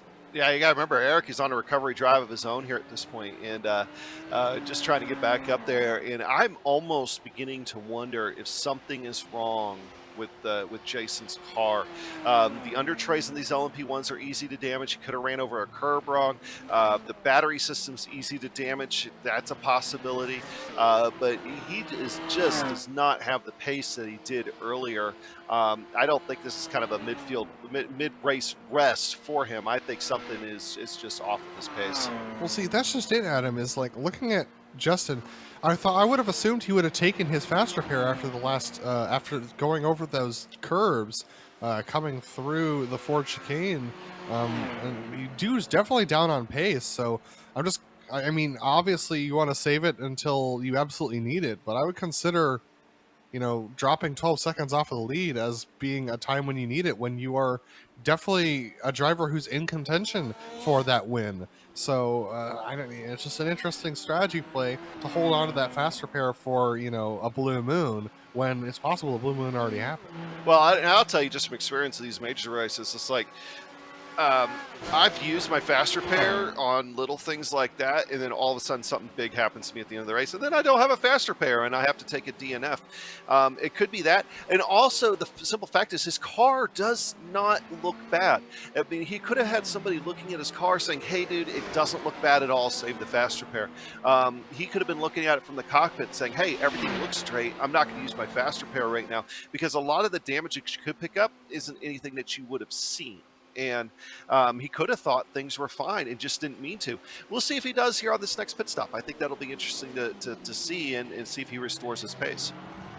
Yeah, and we'll be able to find that out relatively soon, because we do anticipate that these LMP1 leaders will be coming down within the next lap or two. We are working on lap 19 of this race right now, and we've really only been able to see these LMP2s go about 11 laps. Daniel Johnson, the one who is able to do the longest stint thus far with a 12-lap run. By the way, temperatures continuing to fall here as we go further and further into the night, down to 68 degrees Fahrenheit. Adam Lindgren, that's down 2 from what we saw earlier. Yeah, down 2 is not going to affect these drivers that much, but the fact that it is decreasing is really something to note, because these drivers hopefully are paying attention to that, because as the sun continues to set here, it's going to get cooler and cooler, and that's definitely going to affect these drivers. Nick Kuhn, though, off in the LMP1s, I'm not entirely sure. I think that was that's the Mulsanne hairpin. Let's watch this replay to see what happens. That is Kuhn right in the center of your screen right now. The Dog Bear driver coming down into Mulsanne. Does he just get the braking zone wrong? Yep, carries a little bit too much speed through the corner, and that's going to loop him right around, Adam Young.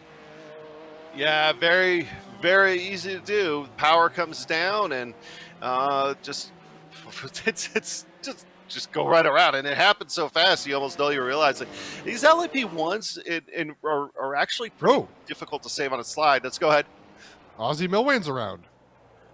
Ooh, maybe we spoke too soon about those tire temperatures and the temperatures out on track, because we're seeing a bunch of drivers having problems here. Let's go back to check out the replay of Ozzy Milwane. This is going down into, I believe, the second chicane on the Mulsanne, as he's going to go down into the braking zone here. The Evolve driver brings it down. Does he just... That's a little bit strange. Did he just catch that curbing wrong? I've actually made this mistake before, and sometimes it's hard to explain why this happens in the LMP1, but when you're approaching this corner and you're doing those downshifting, you're getting regenerative braking on the front tires, and sometimes, yeah, he catches that curb wrong on the inside. As it unloads, as he's coming off of the curb, he actually falls off of the curb, and it unsettles the left rear tire, and that locks up that left rear tire under braking and sends you around. But we got to look at P2 in the LMP1s, because Eric Smith's making a move on Justin Morton. Yes, he is. There he goes down to what will be the inside of the second chicane on the Mulsanne. Justin Morton doesn't look like he has a whole lot of fight left in him to give, and that is going to be Eric Smith up and into that second place position. Going to have to check themselves up a little bit, because that is the trifecta of Mega Racing Team right there. Those Corvettes running in lockstep, but able to get... Oh, no! Oh my goodness, that is massive damage there for Eric Smith. I believe that was the second in-line car. That was Brian Lockwood that made contact with him. Definite damage to the rear wing. I don't think there was any contact. There's a bump on the outside of the circuit that he ended up collecting himself into. That frame is completely bent, Adam. Yeah, I mean, the entire right side of that car is smashed, not only from the bump, it's messing up probably the under tray, but that Armco just doing the majority of it. There was no contact there with the GTE. Really, quite honestly, I think the only thing he could have done is just maybe shown a little bit more patience right there and not forcing on the side of the track, because there are plenty of bumps on the straightaways just like that.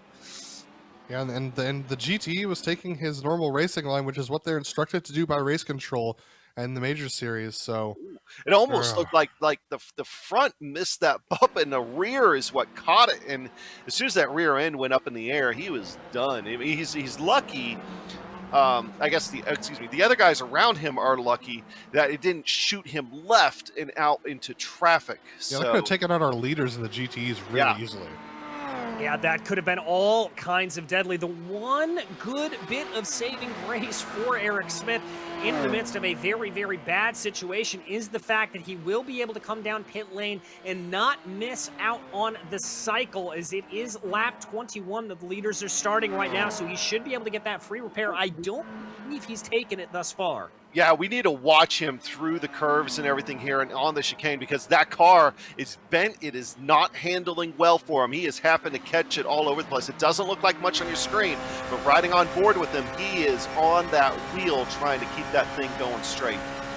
McOttinger with a slowdown. He's going to fall behind his teammates, but Eric Smith makes it to pit lane. This is a really challenging pit entry when your car's bent. Yes. He's able to get through it. Hey, good job. All right, way to go there. Oh, you can see on the wheel just how much steering angle he's having to crank in to keep it going straight.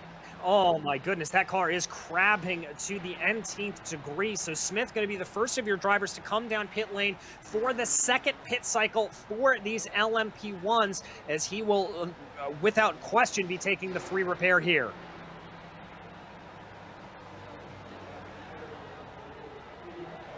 And there you see him come to rest. That car popping back into position. He'll get a fresh tank of fuel as well and see him back on his way. He has dropped down the order.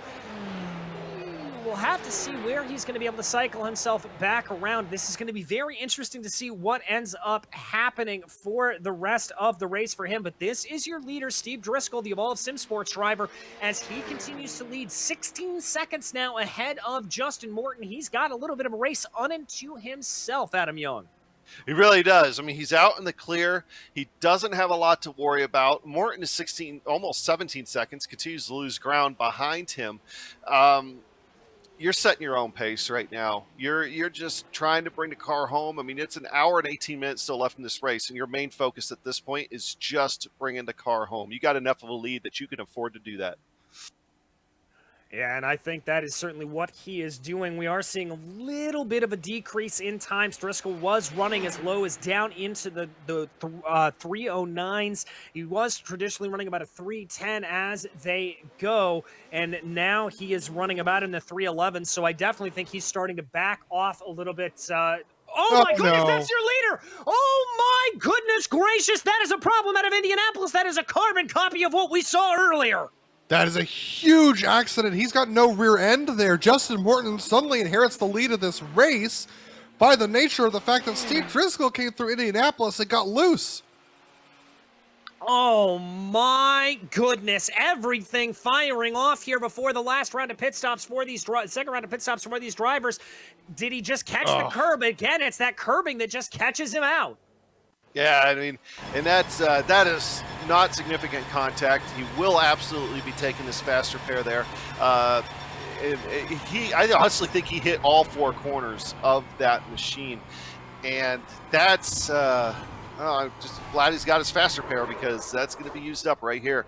And you know, he is actually going to be hurt worse than what Eric Smith was. Eric Smith, when he wrecked, he was able to keep it in a straight line. He was able to stay in touch. He's only really lost, a handful of seconds. Driscoll is pointing the other way. He's having to baby it around these corners with no rear wing, and he's coming down pit road. And Face, you were just telling us in voice chat that this is a little bit of shades of days of future past here for Steve Driscoll. Unfortunately, I remember a few years ago, I think it was 2019, he had a huge lead here as well, just like today in that case. So he got taken out by a lap car. But man, that's just such a shame. I mean, like Adam Young was saying, man, that's huge damage, and he lost a lot of time getting it back to the pits. And there he is coming down pit lane. He will be able to use that faster pair, but the big question is going to be, what is everything going to shake itself out? We're not really going to know what this order is. There is the pop back in with the faster pair. We're not really going to know what this order is until the next round of pit stops fires off. We anticipate Justin Morton being able to probably come in this lap or next as they go around. Driscoll waiting still on the fuel to be put into the car. I imagine he will be coming out in about 5th or 6th place as the GTE leaders streak on by him. Right now, he has come out, and Justin Morton now inherits the lead of the race. You know what? Go ahead. Yeah, that being said, though, Justin is still 2 seconds a lap. Well, he's actually 2 seconds a lap faster than Jeff Schmeier last time around, but still losing a little bit of time. So they were watching the battle between Kurt Crum and Nick Kuhn as they're side by side for 6th or 7th position in the LMP1s. And that's going to be Crum that is just able to get ahead and hold that out. But you were saying, Adam Young. Yeah, you know, what I'd like to see real quick, and I know I keep throwing it. Oh, we had a. Oh, that was Riley Thompson. That's Riley Thompson around. That's a big off right there. I saw a couple of cars going side by side down into that area past the Dunlop Bridge. That was contact with Eric Smith. Oh my goodness, he cannot catch a break. Let's watch this on the replay here, Adam Young. Yeah, it's coming in, and just a little bit of class-on-class contact, and you know, I think Eric Smith probably got away with that without hardly any damage, but and really Riley Thompson did for the most part 2 very light contact. But that time loss is critical for Riley Thompson because he was still kind of in play, where Eric Smith's still on that recovery drive and still needing to gain ground. Man, that's a heartbreaker for Riley Thompson there. Oh, actually, just see there on the onboard, it looks like Eric Smith kind of got broke in, back in, kind of trying to break loose. Yeah, he was trying to slam on the brakes there, but unfortunately, not much he could do. We're going to take a look at Nick Kuhn. He ended up spinning through the 4 chicanes, so here we are viewing this right now. Oh, wow. Again, those curbs coming back to bite Adam Lindgren. Actually, you sounded like you had something to say about that one. Well, not that particular incident, but don't forget, some of these guys just ran the 24, and you know, obviously you swap out drivers, but I've run the 24 before, and you stay up almost the entire time watching how your team's doing, and sometimes when you're not in the car, you're spotting. I wonder how much fatigue is coming into play for some of these guys. I'd imagine it's quite a bit. I mean, I'm pretty tired myself still, and I was able to get some sleep here today. So, I mean, that's fatigue is real, especially these guys that ran it. Hey, DJ, I hate to interrupt. I want to go back to the point that I was getting ready to make, because we know we were waiting on Justin Morton to come down pit road. And I want to sing his praises just a little bit, because Vincent Leherbier, look at Vincent Leherbier's lap times compared to Justin Morton's. Vincent right now is the one that's on rails in the LMP1 class. He's running consistent 311s, while Justin Morton has been practically all over the place in his lap times right now. I don't think this is going to play. I'm going to stand on this is going to be my hill I die on, but I don't think Vincent's strategy is really going to come to bear, and you're going to see the benefit of it until the last 30 minutes of this race. So we still might have about 45 minutes before we see it, but when it happens, Vincent Leherbier might very well be right there at the lead of this race. He very well could be, and it's going to be fascinating to see how it all breaks out. We are seeing some more pit stops for the LMP2s. Nick Kuhn coming down pit lane, it looks like. Still waiting on Daniel Johnson and Justin Morton to make their pit stops, as well as we focus on Vincent Leherbier. We would expect him to be out for probably another 4 or 5 laps. I do want to give credit here to Justin Morton. It looks like he's going to be able to extend this stint an extra lap as he goes, so maybe a little bit of that reduced pace just helping him save a little bit of fuel as they run. Yeah, he's doing a great job of making the most of his current situation. Oh, and Brian Halleck has gone off and hit the outside wall through Indianapolis. He just gotten past Brian Barnes and outbroke himself into Indianapolis, so now he's going to be carrying some right front damage on that Ferrari. And we go back to check out the GSRC replay here. You see him in that little bit of a scrap going down to the inside of the Porsche through the sweeping right-hander. tries to get on the binders there and brings it back around, and the car just understeers off. That is going to be a pretty heavy thwack to the outside. That is that's significant contact there. Indianapolis is so tough. I'm always so nervous going through there because, you know, most other places around Le Mans where you're going to get yourself into trouble have nice, large runoffs. Indianapolis does not.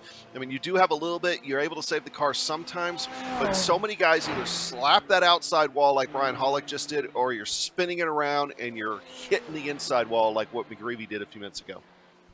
Yeah, it's one of the tricky corners. Everybody seems to always talk about Arnage as obviously that no cambered flat corner there coming through, but very, very tricky to get right is Indianapolis as well, as Justin Morton, as predicted, coming down pit lane here for his second pit stop with about an hour and 10 minutes to go in this race.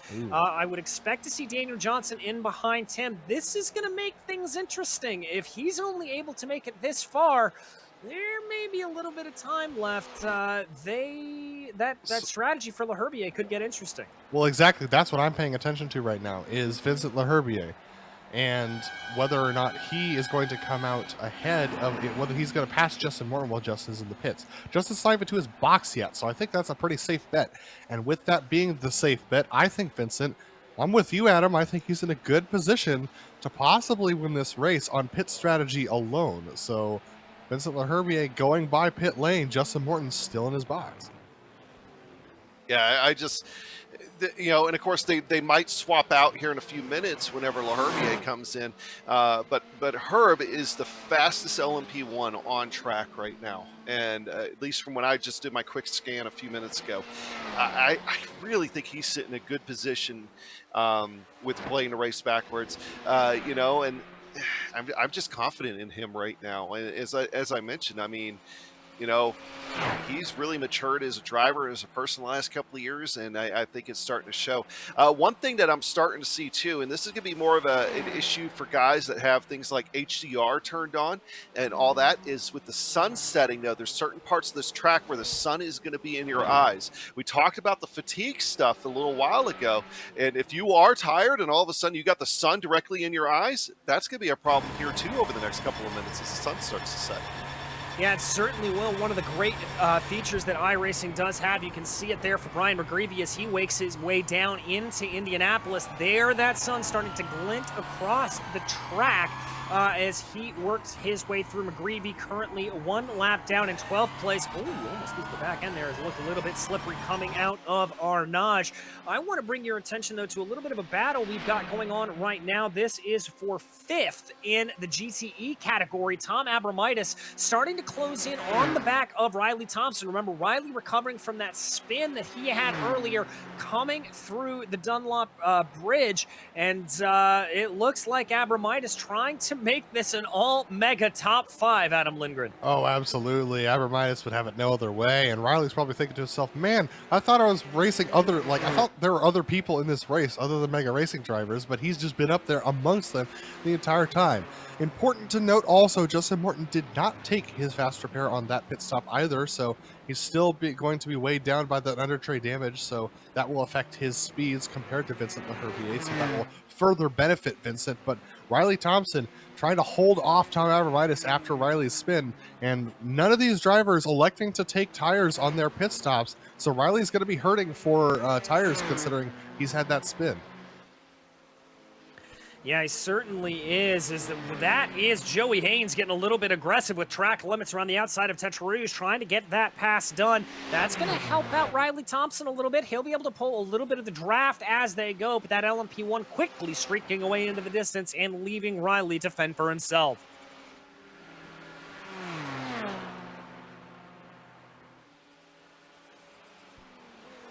Yeah, look at Riley. I mean, I think he might get swallowed up here in just a second. That Corvette has a good solid draft, and might be a problem is, you know, that we were talking about, that Ford GT doesn't have the full-on straightaway speed as what that Corvette does. I think that Corvette has a little bit more power, but that Ford GT, where it excels, is the cornering ability.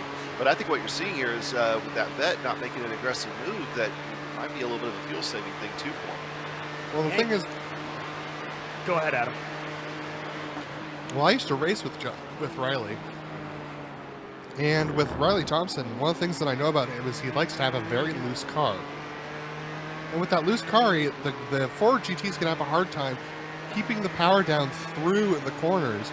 And that's often what can cause him to lose a little bit of time, where the Ford generally is better. So we see Tom Abramitis just powering up with that Chevy motor. He's going to try and go around the outside. It looks like no. Riley's going to drift to the racing line and cover off Tom's move. But now as they head towards Indianapolis, Tom's going to have another shot at it. Yeah, we'll have another shot here. They're going to have two LMP1s coming behind them. That's Wayne Hutchinson and Brian McGreevy. It looks like they'll be able to do that. A little bit of a defensive move. You want to be careful there. That's not what you necessarily want to be doing as the LMP1s work their way around, but McGreevy able to navigate that nice and easily. I don't think we're going to see a little bit of an attack here. It doesn't look like Abramitis wants to necessarily go for it coming down into Indianapolis, and indeed, they're going to stay 1-2 right now, Adam Young. Yeah, I don't think that Abramitis wants to make that move. I feel like he's really content to stay back there, at least for the moment. You know, he will try eventually, but you know, it's with the Mega Racing guys. I mean, they got pretty much the top half of this field pretty much covered. And Riley Thompson's the one that's kind of in the loop right now, that you know, also on a little bit of a recovery drive as well. I mean, he doesn't want to be back there with Abramitis. He would have rather still been up there trying to latch onto the coattails of Ottinger and stuff. So this is, I think Abramitis is happy where he is. Riley Thompson wants more. Yeah, Riley certainly wants to try to push himself forward, and that spin and a couple of off tracks really being what put both of these drivers back into the position that they are right now.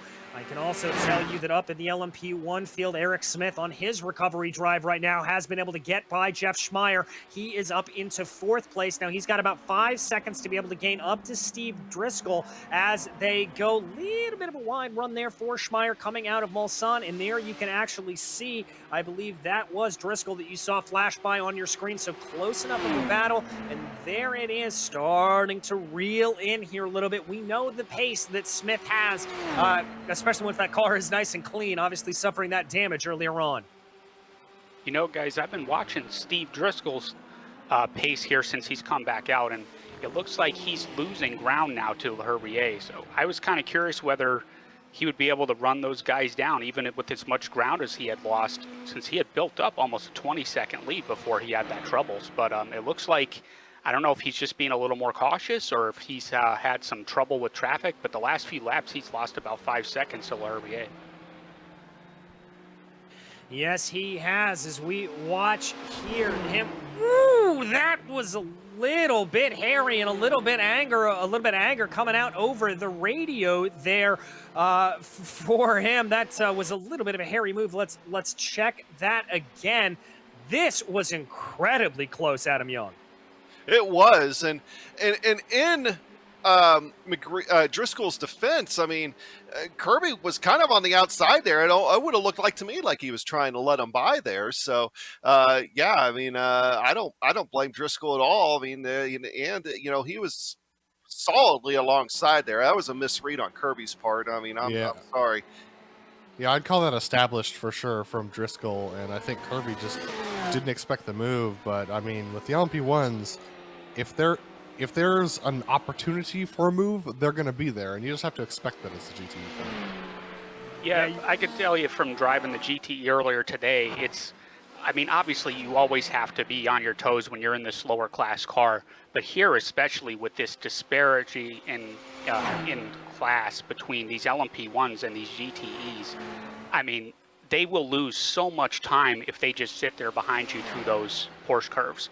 So even though that's not a great place to try and pass, but every time I had a car behind me there, I was kind of expecting it, just because it's just asking a lot from those guys to wait as slow as the GTEs are compared to them through that section. Well, so much more downforce, so much more horsepower being generated by those LMP1s, and so no surprise that especially through a fast section like the Porsche curbs, that Driscoll wanted to be able to get on by. And the other thing he's going to have to be able to get up and moving on is he's got to worry about Eric Smith behind him. Smith has been able to close that gap down. It continues to roll down here a little bit more. The 32 really starting to close in now that he's been able to clear Jeff Schmeier. You know, and now he's clear of Jeff. I mean, it's helping.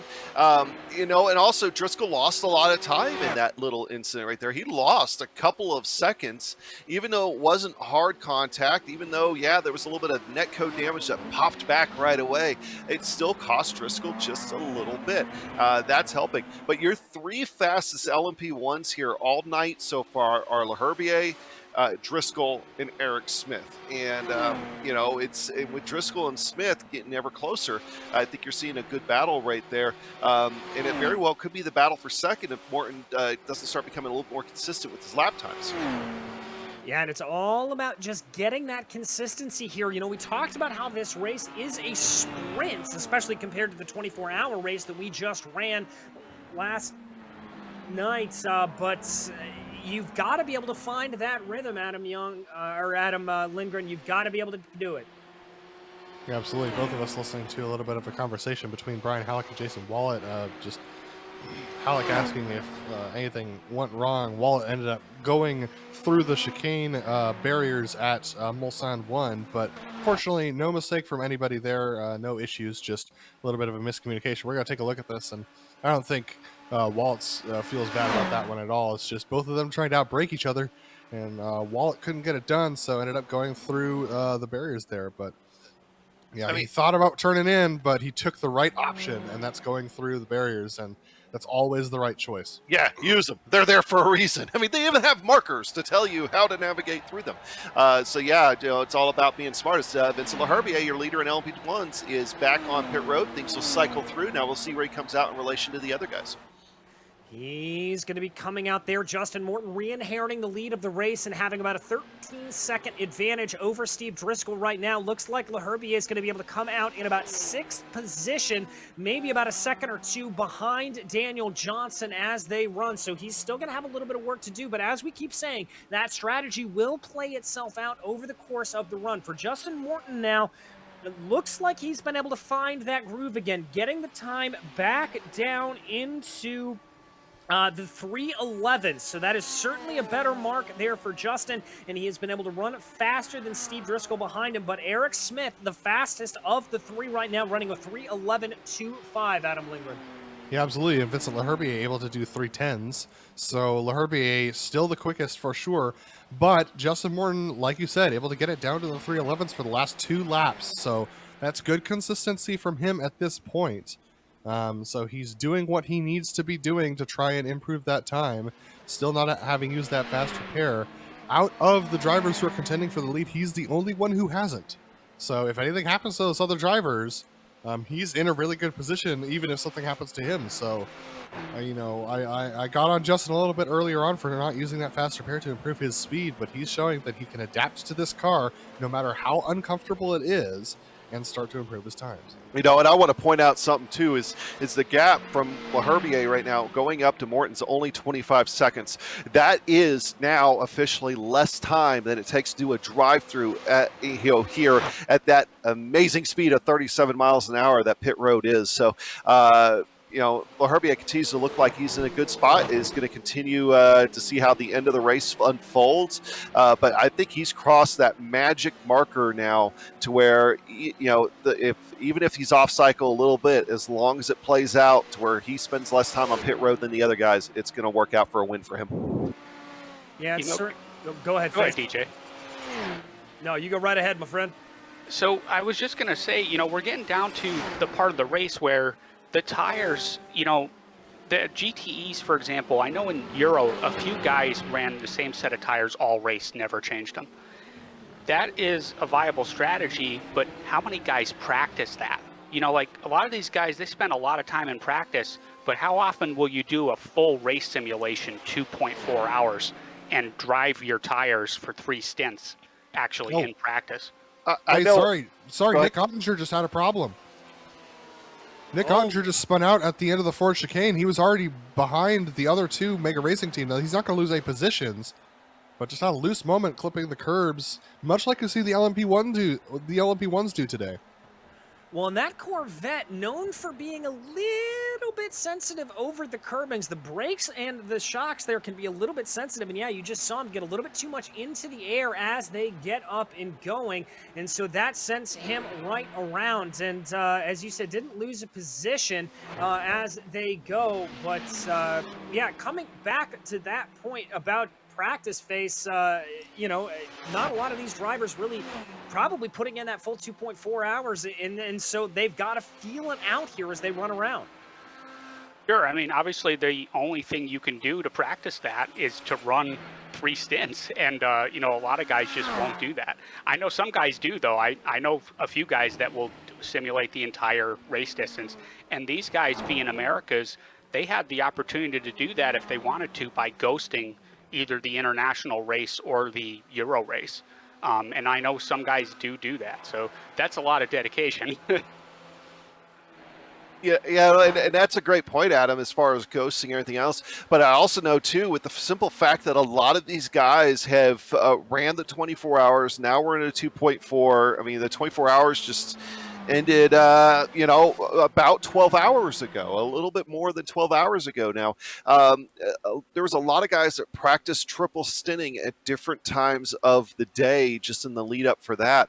I know, like, let's take Brad Hawley with the Precision Racing League team. I mean, him and his group, I know that they probably did maybe 4 or 5 at least triple stint attempts amongst everybody on their team at least once. And that, granted, that's LMP2s, but I know the LMP1 guys and GTE guys were trying to do the same thing just for the experience and trying to see where they can shave time off. Well, and those valuable tenths, very, very important in any place that you run, and especially in a sprint format like this. Ooh, you see something there, Adam Lindgren? Yeah, if we could get a replay of Ray Partridge just a couple moments ago going through Indianapolis, he just had a terrifying moment and almost ran into the back of Lynn Kinchlow. This was one of the closest shaves I've seen not end in a wreck between drivers. This was some tight stuff.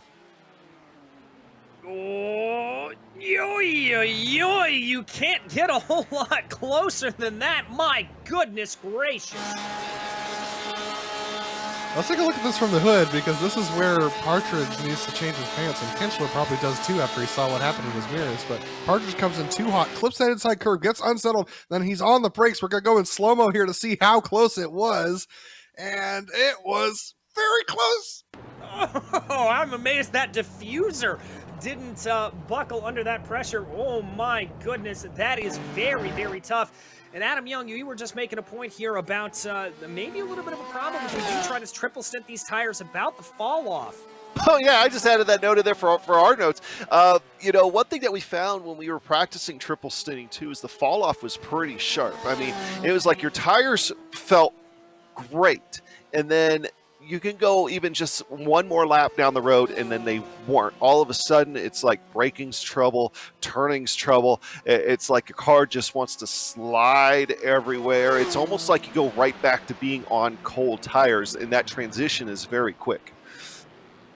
Yeah, and that is something that we're going to have to keep an eye out for, but something that we have been keeping our eye on is the battle for P2 right now in the LMP1 category. Steve Driscoll and Eric Smith. Remember, Smith on that little bit of a recovery drive as he comes back up and through that gap. Was under a second here, Adam Lindgren, and it looks like Smith is certainly trying to put the screws here to Steve Driscoll. Yeah, absolutely. Smith has been fairly mercenary in how he's been lapping any sort of traffic that he's been running into, and even you know, competitors, because I think he feels like he's, you know, thrown away a little bit of an opportunity here for a win. So he's trying to do the best that he can to catch up there. He's only 10 seconds off of this lead and setting the fastest times of any of the LMP1s this past lap. So he's definitely gaining on Morton. There you can see it. So he's got an opportunity to try and challenge her this lead, but I think the wild card of L'Herbier is going to be something that surprises a lot of these LMP1 drivers. Yeah, I've got to agree with you there, but we're going to have to see how that strategy plays out. Looks like Eric Smith lost a little bit of time there, courtesy of some lap traffic that they had to get around, I think including Christian Challoner, as they worked their way through here. But Smith just trying to close in here a little bit more. We're going to have to see when they get into the twisty bits if that Porsche's got a little bit more oomph. He's about 1.1 seconds outside of the range, and Adam Young, that tends to be just outside of that effective slipstream. You know, it's crazy. I was just getting ready to make a point about that. A lot of the LMP1 guys that I've talked to were saying that, yeah, you know, you figure about a second and a half is what it usually is for the draft. And really just about anything across the iRacing service. For whatever reason, these LMP1s, they're feeling that draft almost 2 seconds back. So, you know, Eric is still, you know, in that range where I think he's still feeling a little bit. It's obviously not as strong, but he definitely can kind of get back up there. And, you know, these guys right now, too, are still gaining time hand over fist right now over top of Justin Morton. And don't think that Eric Smith doesn't know that. Very intelligent guy. He could be just, you know, he might be content to stay behind Driscoll and just ride this thing out and go catch Morton together, play together. They could indeed do that. See a little bit of cross-team communication to see if they can close in, because that gap on Justin Morton has been coming down still over the course of the last couple of laps. And so we'll have to see if it plays. But this is the battle that is imminent now. That gap down to under 8 seconds, taking about 2 seconds a lap out of it. Here comes a little bit of a move as they go. Excuse me, that's Morton actually getting by some lap traffic, so that's going to hold him up a little bit as they run. Yeah, this is really interesting to watch the lap timings as they run right now with Eric Smith, Steve Driscoll, Justin Morton. Eric Smith is trying to push Driscoll to go faster because this is a really good opportunity here for Driscoll and Smith. If they can close this gap to Morton, it's then a three-way fight for either the win or second place, depending on whether Leherbier's strategy works out. We're going to find out here soon. Though it's important to note, Smith and Driscoll, having both used their faster pairs, are on a little bit of weird strategies. They're going to have to pit in the next 2 to 3 laps, and hopefully that's enough to get them to the end of the race. But it could be tight. Could be tight indeed as they come on now. Looks like Eric Smith has got that toe that he needs. He is certainly pushing as they come onto the Mulsanne, clearing past Lynn Kinchlow. Is this the imminent move that we've been waiting for? There goes the 32 out to what will be the outside of the first chicane. He's going to have to be later on the binders. I think Driscoll lets him by a little bit, and there's the Porsche on by Adam Young. Yeah, that's a smart move there by Driscoll, just letting him go so he could sit there and ride in the slipstream as well, because if they are close on fuel, that's going to start paying dividends too. I mean, they might very well be a minute or two shy. I mean, we're going to have to see how things play out. Hey, I got a question for Face and Lindgren. You guys might know the answer to that. DJ, feel free to chime in too. One thing I have not talked to LMP1 drivers too is about their car choice. Most of the car choice I saw in the LMP1s in the 24 were the Audis, but we're seeing like Eric is in a Porsche. What's the advantages over the LMP1s? And I don't know is an okay answer here. I mean, I can give a fairly educated answer to that because it was a topic of conversation very early on when the LMP1 came out about which was better to which, and it's changed actually over the couple of years that the LMP1 has been out.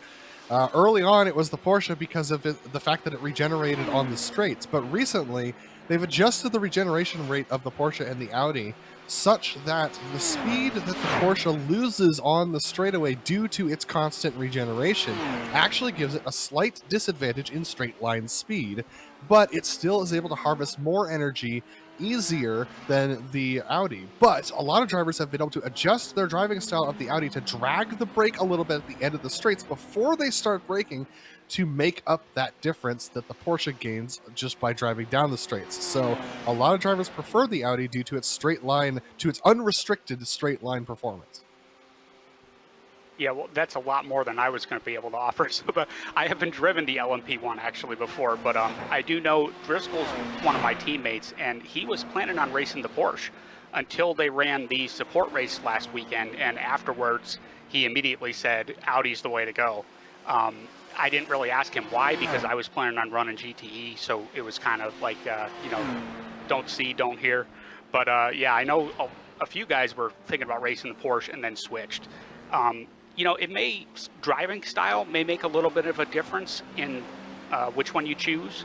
But yeah, that's really great insight that Adam. That was interesting for me to hear because I haven't driven the thing. Same here.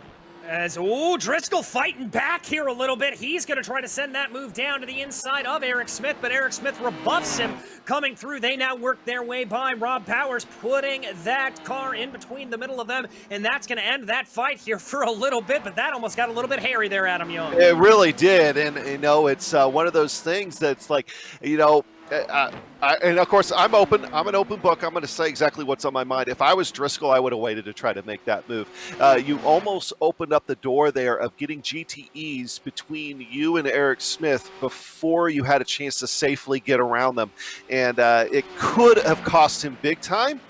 It did not. I mean, Driscoll's right back there, but it could have. And you got to be aware of those possibilities as well when you're in a fight here. You still got 45 minutes left in this race.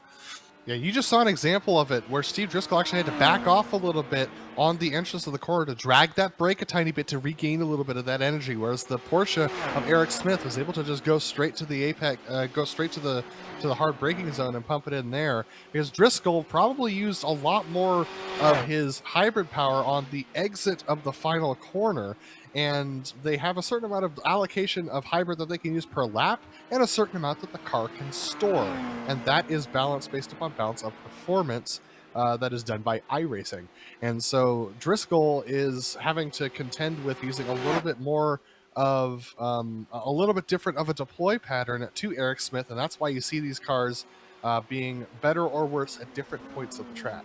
Yeah, hey, real quick, I want to jump in. GTE leader, Kristen Challoner, actually had a slowdown a minute ago. I mean, he was almost 2 seconds up over his teammate there, Brian Lockwood. Brian Lockwood back under the rear wing. At some point, now I know these guys are playing nice right now, they're teammates, but at some point they're going to go racing, and Challoner actually had a good gap on him, but now, I mean, he's right there. I don't think they're going to really start being aggressive toward each other for the last maybe 15 minutes of this race, but it's going to be a storyline to watch here as Challoner just made a rare mistake. And that is not something we often say here, Christian Challoner making a mistake, but that is going to put, as you said, his teammate Brian Lockwood right back into the thick of things, and Lockwood should be able to go. We're anticipating the GTEs coming in probably on this next lap. Face, at least that's what you're thinking. Yeah, for me, it was fairly easy to make 14 laps. 15, I mean, there's guys who can fuel save a lot better than I can, so I don't know.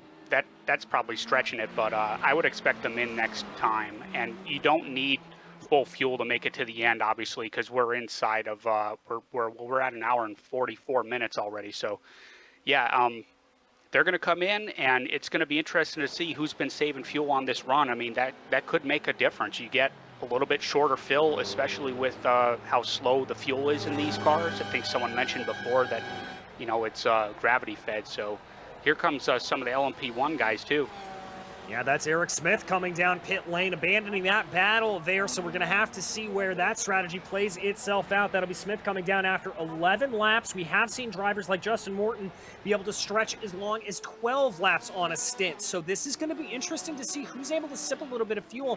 Now, Morton doesn't really have the advantage of being able to use any draft, but he has just been able to sort of run his own race, and I'm wondering if that's maybe a little bit of where some of that loss of pace is coming from, if he's just doing some massive fuel saving here, Adam Lindgren.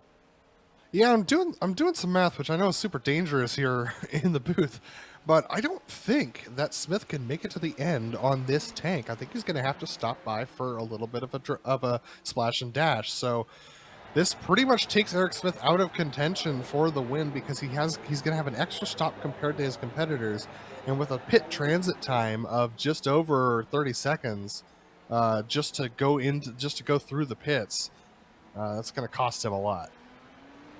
Yeah, it certainly is going to cost him a lot, and that is exactly the kind of strategy, thinking backwards, that you've been talking about all race from Vincent Leherbier. We anticipate him being able to make it a couple of more laps here and being able to get into that perfect sort of about 35-minute window where he is not going to need to do that splash and dash, Adam Young.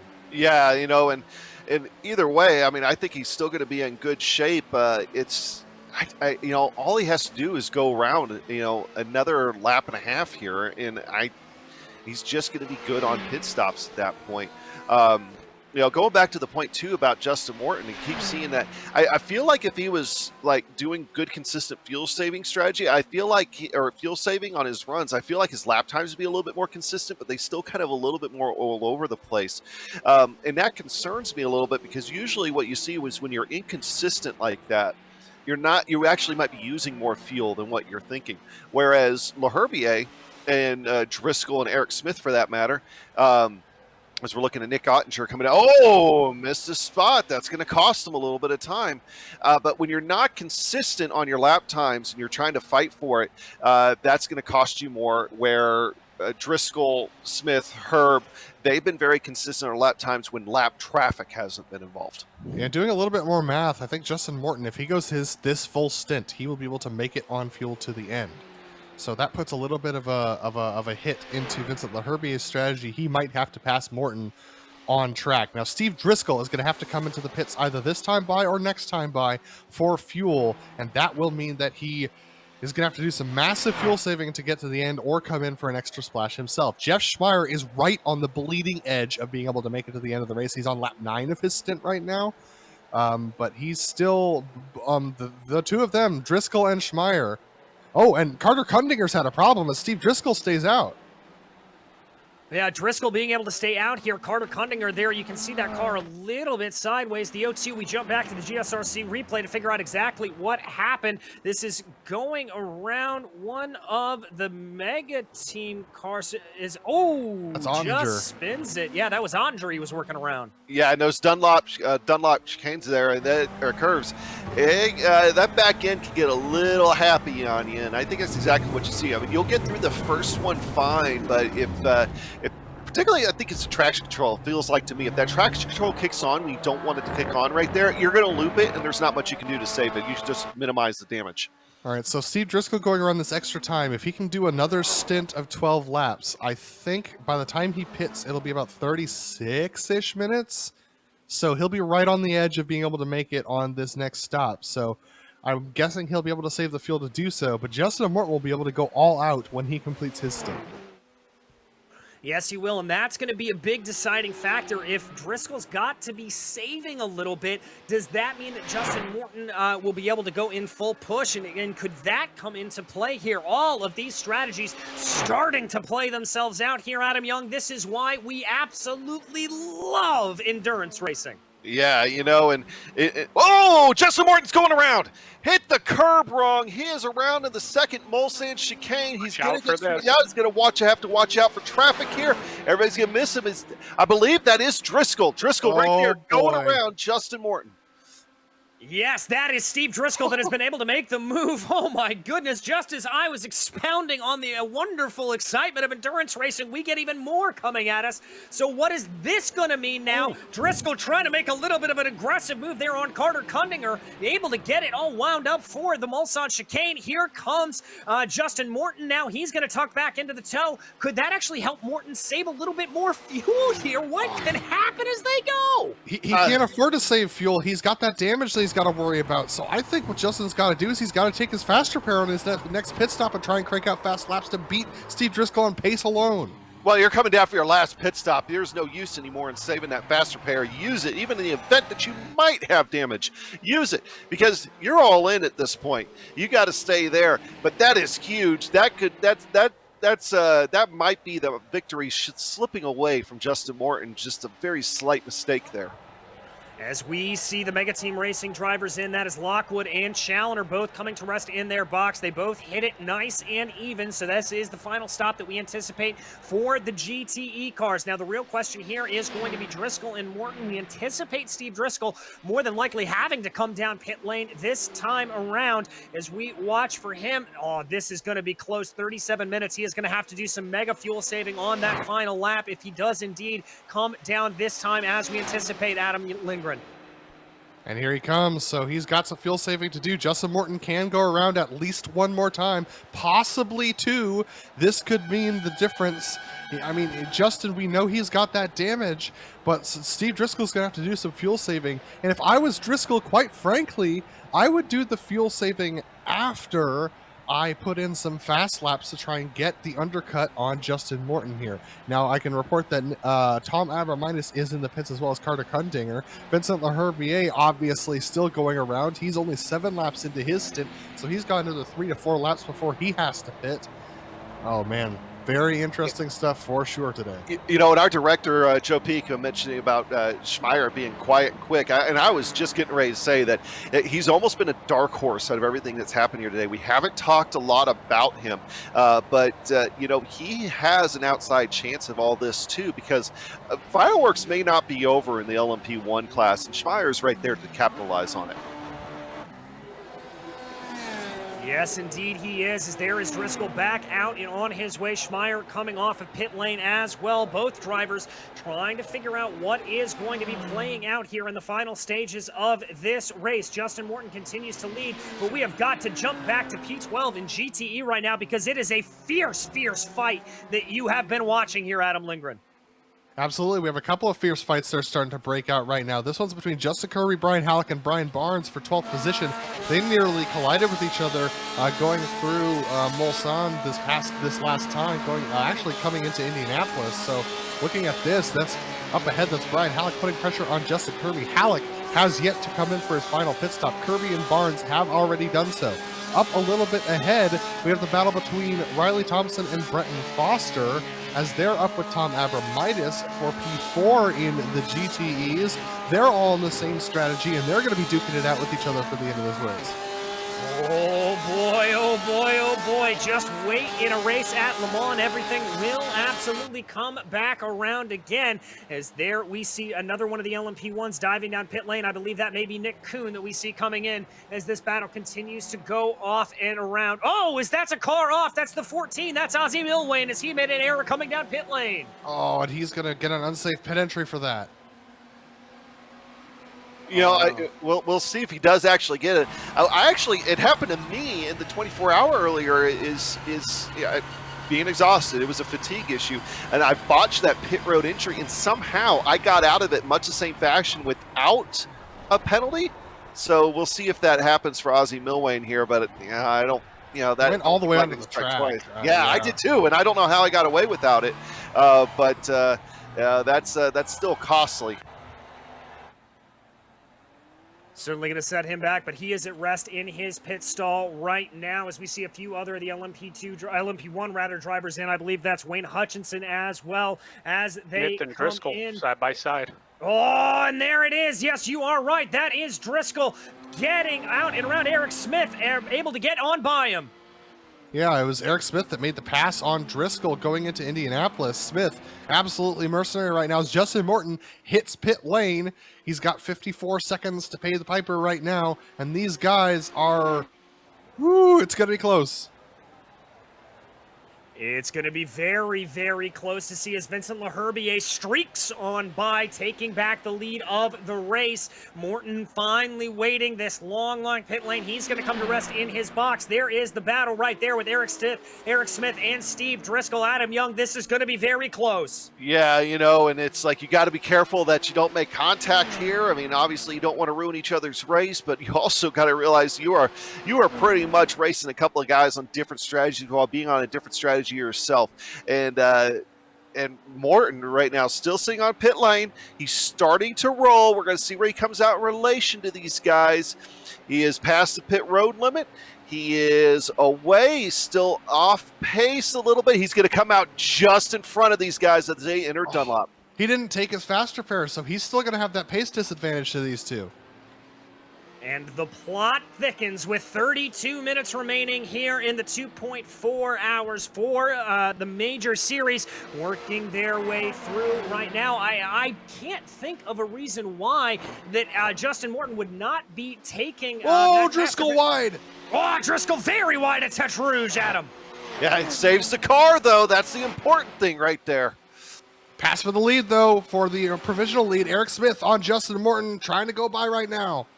Here he comes as they go down to the first Mulsanne chicane. That is going to be Smith to the inside of the braking zone. Morton's going to have to try to hold it out, but it doesn't look like he has the speed at all. He is going to fall back into second place, but this battle is not done yet because remember, Eric Smith more than likely going to have to save some fuel over the course of this run. I think somebody needs to tell Eric Smith that because he's certainly not driving like it.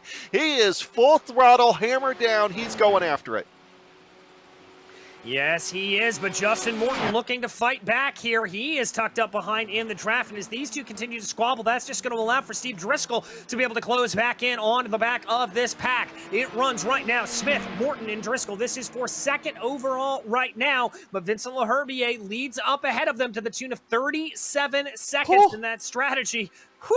Yeah, and I'll tell you right now who wants to see these guys start to fight for position. That is Laherbier. I think he might come out just short on the differential. It's not going to be by much because he's going to have to take nearly as much fuel as these guys, but I still think he's going to come out just short. He wants these guys to start fighting.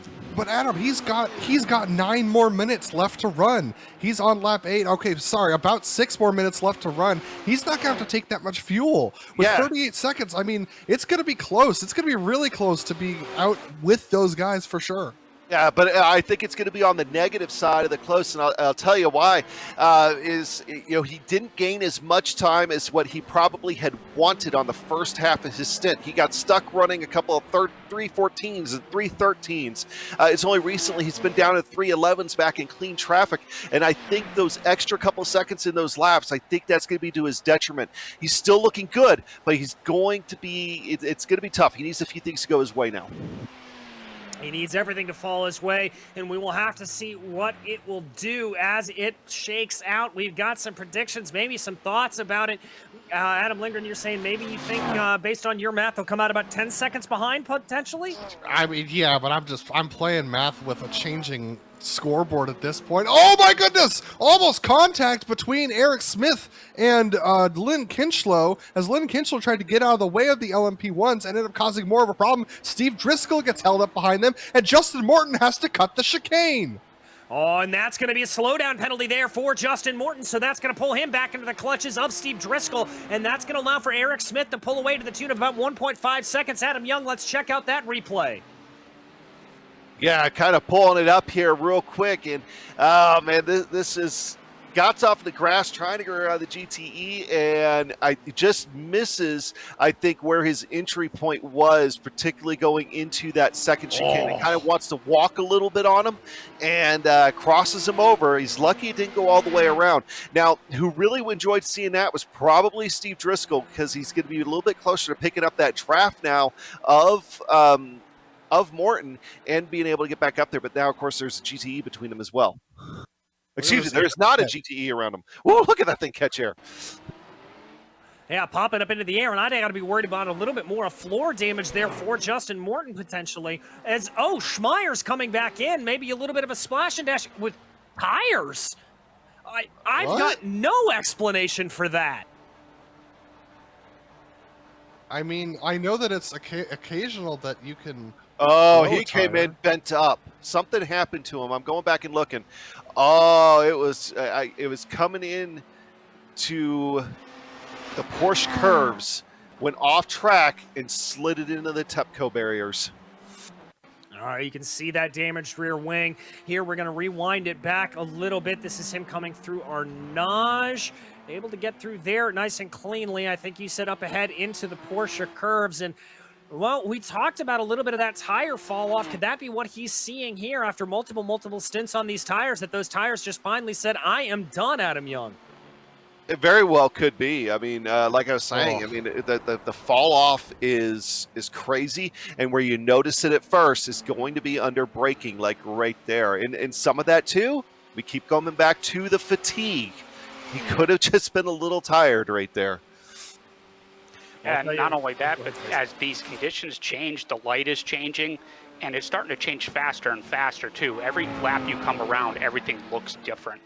You know, so you're trying to adjust to that on the fly, but it can very easily catch guys out, especially if they're tired, like Adam Young was saying.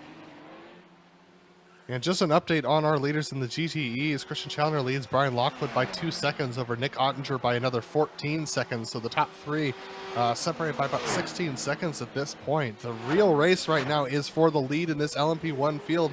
We got a slightly stricken Justin Morton racing a very quick Eric Smith, managing to hang with him recently. Steve Driscoll's dropped off the back by 2.4 seconds. And oh boy, Smith getting held up by some GTEs. Here we go again. And it's the same story on a different lap. Justin Morton opting not to really go for a heavy move there on the exit of the curves. Oh, this is going to get a little bit hairy. That is going to be Smith able to get the optimal line coming down into the Ford chicanes. Morton has to back it off a little bit, able to make the jump there through the second one. He actually didn't end up losing all that much time, but he did on the exit of the chicanes there, and that's going to cost him about 0.2 of a second. He'll have to do it all over again to try to get back in on that draft, but the deployment of that energy there, that boost, certainly coming back to play. We saw a little bit of it across the start-finish line as Justin Morton just very quickly able to close back in. Yeah, who really got hurt there was Steve Driscoll getting caught behind the GTEs on the outside of the Ford chicanes, and that really slowed him up to the point that he's going to lose the draft here from Morton going down the first Mulsanne straight. So this is very much a battle here between Morton and Eric Smith. And by the way, Eric Smith, his last lap time was a 3:12.92. I look at Vincent Leherbier. He is still running down into the 3:10s and the 3:11s here at this point. So he's gaining the time he needs to gain right at the right time. Another battle to keep our eyes on is the battle for P5 between Riley Thompson and Tom Abramitis. Those two are battling it out for 4th position. Brenton Foster had a long pit stop, so that put him actually behind these guys. So regardless of what happens, it's not going to be, well, unless Riley wrecks, it's not going to be a Mega Racing team all top 5, but this is going to be another battle to keep our eyes on towards the end of this race. But Vincent Leherbier, out to that 40-second lead, as you said, Adam Young, he's going to be coming in either this time or next. Yeah, I mean, this is, he knows what's going on here. We're going to find out real quick. I mean, he's about halfway through the lap right here for Herb, and we'll see if he comes in. Actually, no, he's going through Indianapolis already. So he is, he's flying. I mean, he's got the pace right now. He's got everything. Go ahead. Nick Ottinger had a problem. Well, I was just getting ready to ask about the Mega Racing guys when they get the green light to start fighting. At least that was between Challenger and Lockwood. But yeah, we'll take a look at Ottinger here, DJ. A bit of a strange incident here. It looks like he just got a little bit cross-eyed coming out of the corner here. It was on the curb. Down. Oh, was it up onto the curb, right Adam? There. He high-sided it on the curb, and the car lost traction. You know, that almost looked like the old Corvette GT1, the old C6s. It used to do that too. I mean, you just hit that curb a little bit right there, and you could actually watch the suspension start to pop up and down. And, you know, all you can hope to do right there is just come away with minimal damage. He tries to save the car, but the Armco will win every time. You know, a lot of times what happens there is you actually get the left-hander wrong, and then 100%. You're trying not to lose too much time, and you overdo it on that right-hander. And, yeah, once you get that wrong, it's easier to get it wrong, I feel like, in a prototype. Uh-oh. Sorry, Justin Kirby just had a problem right in front of Justin Morton and Eric Smith as they were going through the Porsche curves. Kirby trying to get himself going, but that was a big, scary moment for our LMP2 front contenders as Vincent Leherbier is in the pits. Yeah, Leherbier in the pit lane right now, taking service as they go. We check out the replay as they come down through. This is that incident for Kirby, and is this going to be just the little bit of difference that they need to be able to get it? There you can see Kirby sliding across, probably a little bit of a checkup there for Eric Smith and Justin Morton. Leherbier at pit exit. That's going to put him out into 4th place, just behind Steve Driscoll. He's going to have about 2.5 seconds to make up. Does Leherbier have the pace, Adam Young? Oh, we're about to find out. It was right. He's just behind those guys. Didn't work out quite as well as he needed it to on the first half of the stint. He's still within shouting distance, but I mean, 22 minutes left in this thing. I mean, what he's hoping for right now is the leaders not quite getting the white flag, you know, coming up just short in time and trying to get an extra lap based on timing and everything else. He needs that extra lap right now. I mean, Adam, if he could crank out the 311s that we've seen him crank out before, he's going to be right on the back of those guys. But another note is that Riley Thompson and Tom Abramitis have swapped positions 4 times on this lap alone, and it's not even on. It wasn't even on the Mulsanne straight. These guys are duking it out for that final 4th position, the final 2 top 5 positions here. So my goodness, this thing absolutely cracking off in the closing moments. And don't look down, but that is Brenton Foster starting to close in behind there. He's about 4.5 seconds back, so if they continue to swap around like this, I've got to think that Brenton is going to be a little bit more interested in what happens. And as we said, that Corvette tends to be a little bit faster in a straight line, but the Ford going to be a little bit faster here through the twisty bits. And so there you can see that gap expanding just a little bit up to about 0.4 of a second as they run through there, Adam Young. Yeah, you know, hey, I'm an unabashed Ford guy. Doesn't that Ford GT look great as the lights are going down? Start to see the highlight lights there on that white paint scheme. Okay, I'm done with my Ford love. Oh, Ottinger's pitting. Ottinger coming down pit road. This is big. Now, are his teammates? Oh, okay. So he's coming down maybe to fix some of the damage here in the tail end of the race. Well, he's got a fast repair, so it'll be a quick repair for him. But he's still going to lose 3rd to Riley Thompson. And as we're watching this, Steve Driscoll passes Justin Morton for 2nd position on track. I need another pair of eyes to be able to keep track of all that is going right now. Yeah, Driscoll just able to power on by in the run down into Indianapolis. So Driscoll there able to keep ahead of Morton, but Morton's going to have to go. We do anticipate, by the way, that Eric Smith he's got to make another pit stop here, Adam Young. There's no way he can make it to the fuel. I don't think there is at all. He's just kind of a sit and duck right now. He definitely has not been saving. I mean, he hasn't really had a chance to. I think he's just been going. He figures, I've got to come in anyway. I might as well go full throttle and see what happens. With the way everybody's been fighting, anything could have happened. I just don't think the cards are going to fall the way it is. We think he's going to have to come back down. I'm beginning to wonder, too, we just heard Hollick is going to have to come down pit road too. What other GTEs might be just a touch short? We think your leaders are okay, but maybe we might see some shakeup in the middle of the field with people being off cycle there. I think Halleck's going to be the last one who's going to have to come down. He's on his 13th lap right now, so that's quite a stretch actually for Halleck doing about the normal run actually. But Brian Barnes catching up behind him, but definitely got the pit is Brian Halleck for sure. Guys, so one thing I want to point out with this LMP1 battle, these, with as close as these guys are, you always hope there's that old saying about, traffic giveth, traffic taketh away. And you hope that works out relatively even over the course of a 2.4-hour race. But we're getting down to 15 minutes to go here. If you lose a little bit in traffic at this point, you might not ever make it back up. So these guys are going to start getting aggressive with traffic if they stay this close. Yeah, it's a very good point, Face. They're going to have to really work their way around it. For right now, they've got about 15 seconds up the road to Kevin Hill. That is the next car they're going to have to pass. But Justin Morton looking very, very threatening in the mirrors of Steve Driscoll. Is that going to be a late lunge? Oh, that was close, Adam Young. Yeah, I think he knew what he was doing there. He's just trying to make sure he's filling up the mirrors right now of Steve Driscoll, and especially now with the fact that the sun is going down quickly, you start to see a little bit more of those lights. I'm definitely not a fan of lights. I hope we don't see light games. But one thing also that we want to point out is that Herb is back there, and he's starting to creep up on those guys just a little bit. But Driscoll and Morton right now running some of the fastest lap they have all day. Herb's going to have to do the same. But if these two start fighting, especially if it starts to happen in, say, the hairpins or some of the chicanes, Herb is going to be right there. We're going to have a 3-car battle for the potential lead of LMP1, assuming that what we think happens, that Eric Smith has to come back down. Yeah, Vincent LaHerbe has been able to hold it to about 2.5 seconds ever since coming out of that pit stop.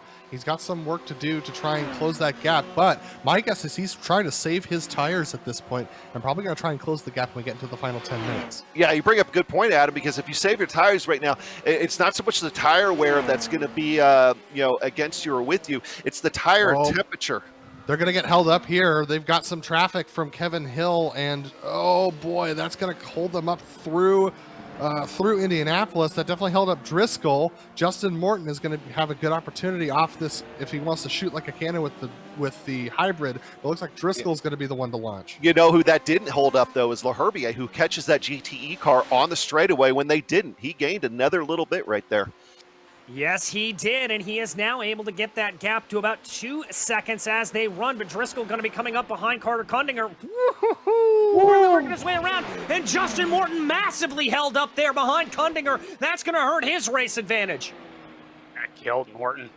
Wow, yeah, that's just the worst place on the track, I think, for the LMP1s to catch those GTEs. There, you have a tiny window of opportunity to get by, and if you don't, you're just stuck there. And Morton just threw all the hybrid he had left in that lap to close this gap down. He went from 2 seconds to 1 second entering the chicane, but he's got no more hybrid left on the end of the lap. This puts a good opportunity for Vincent Leherbier to close that gap.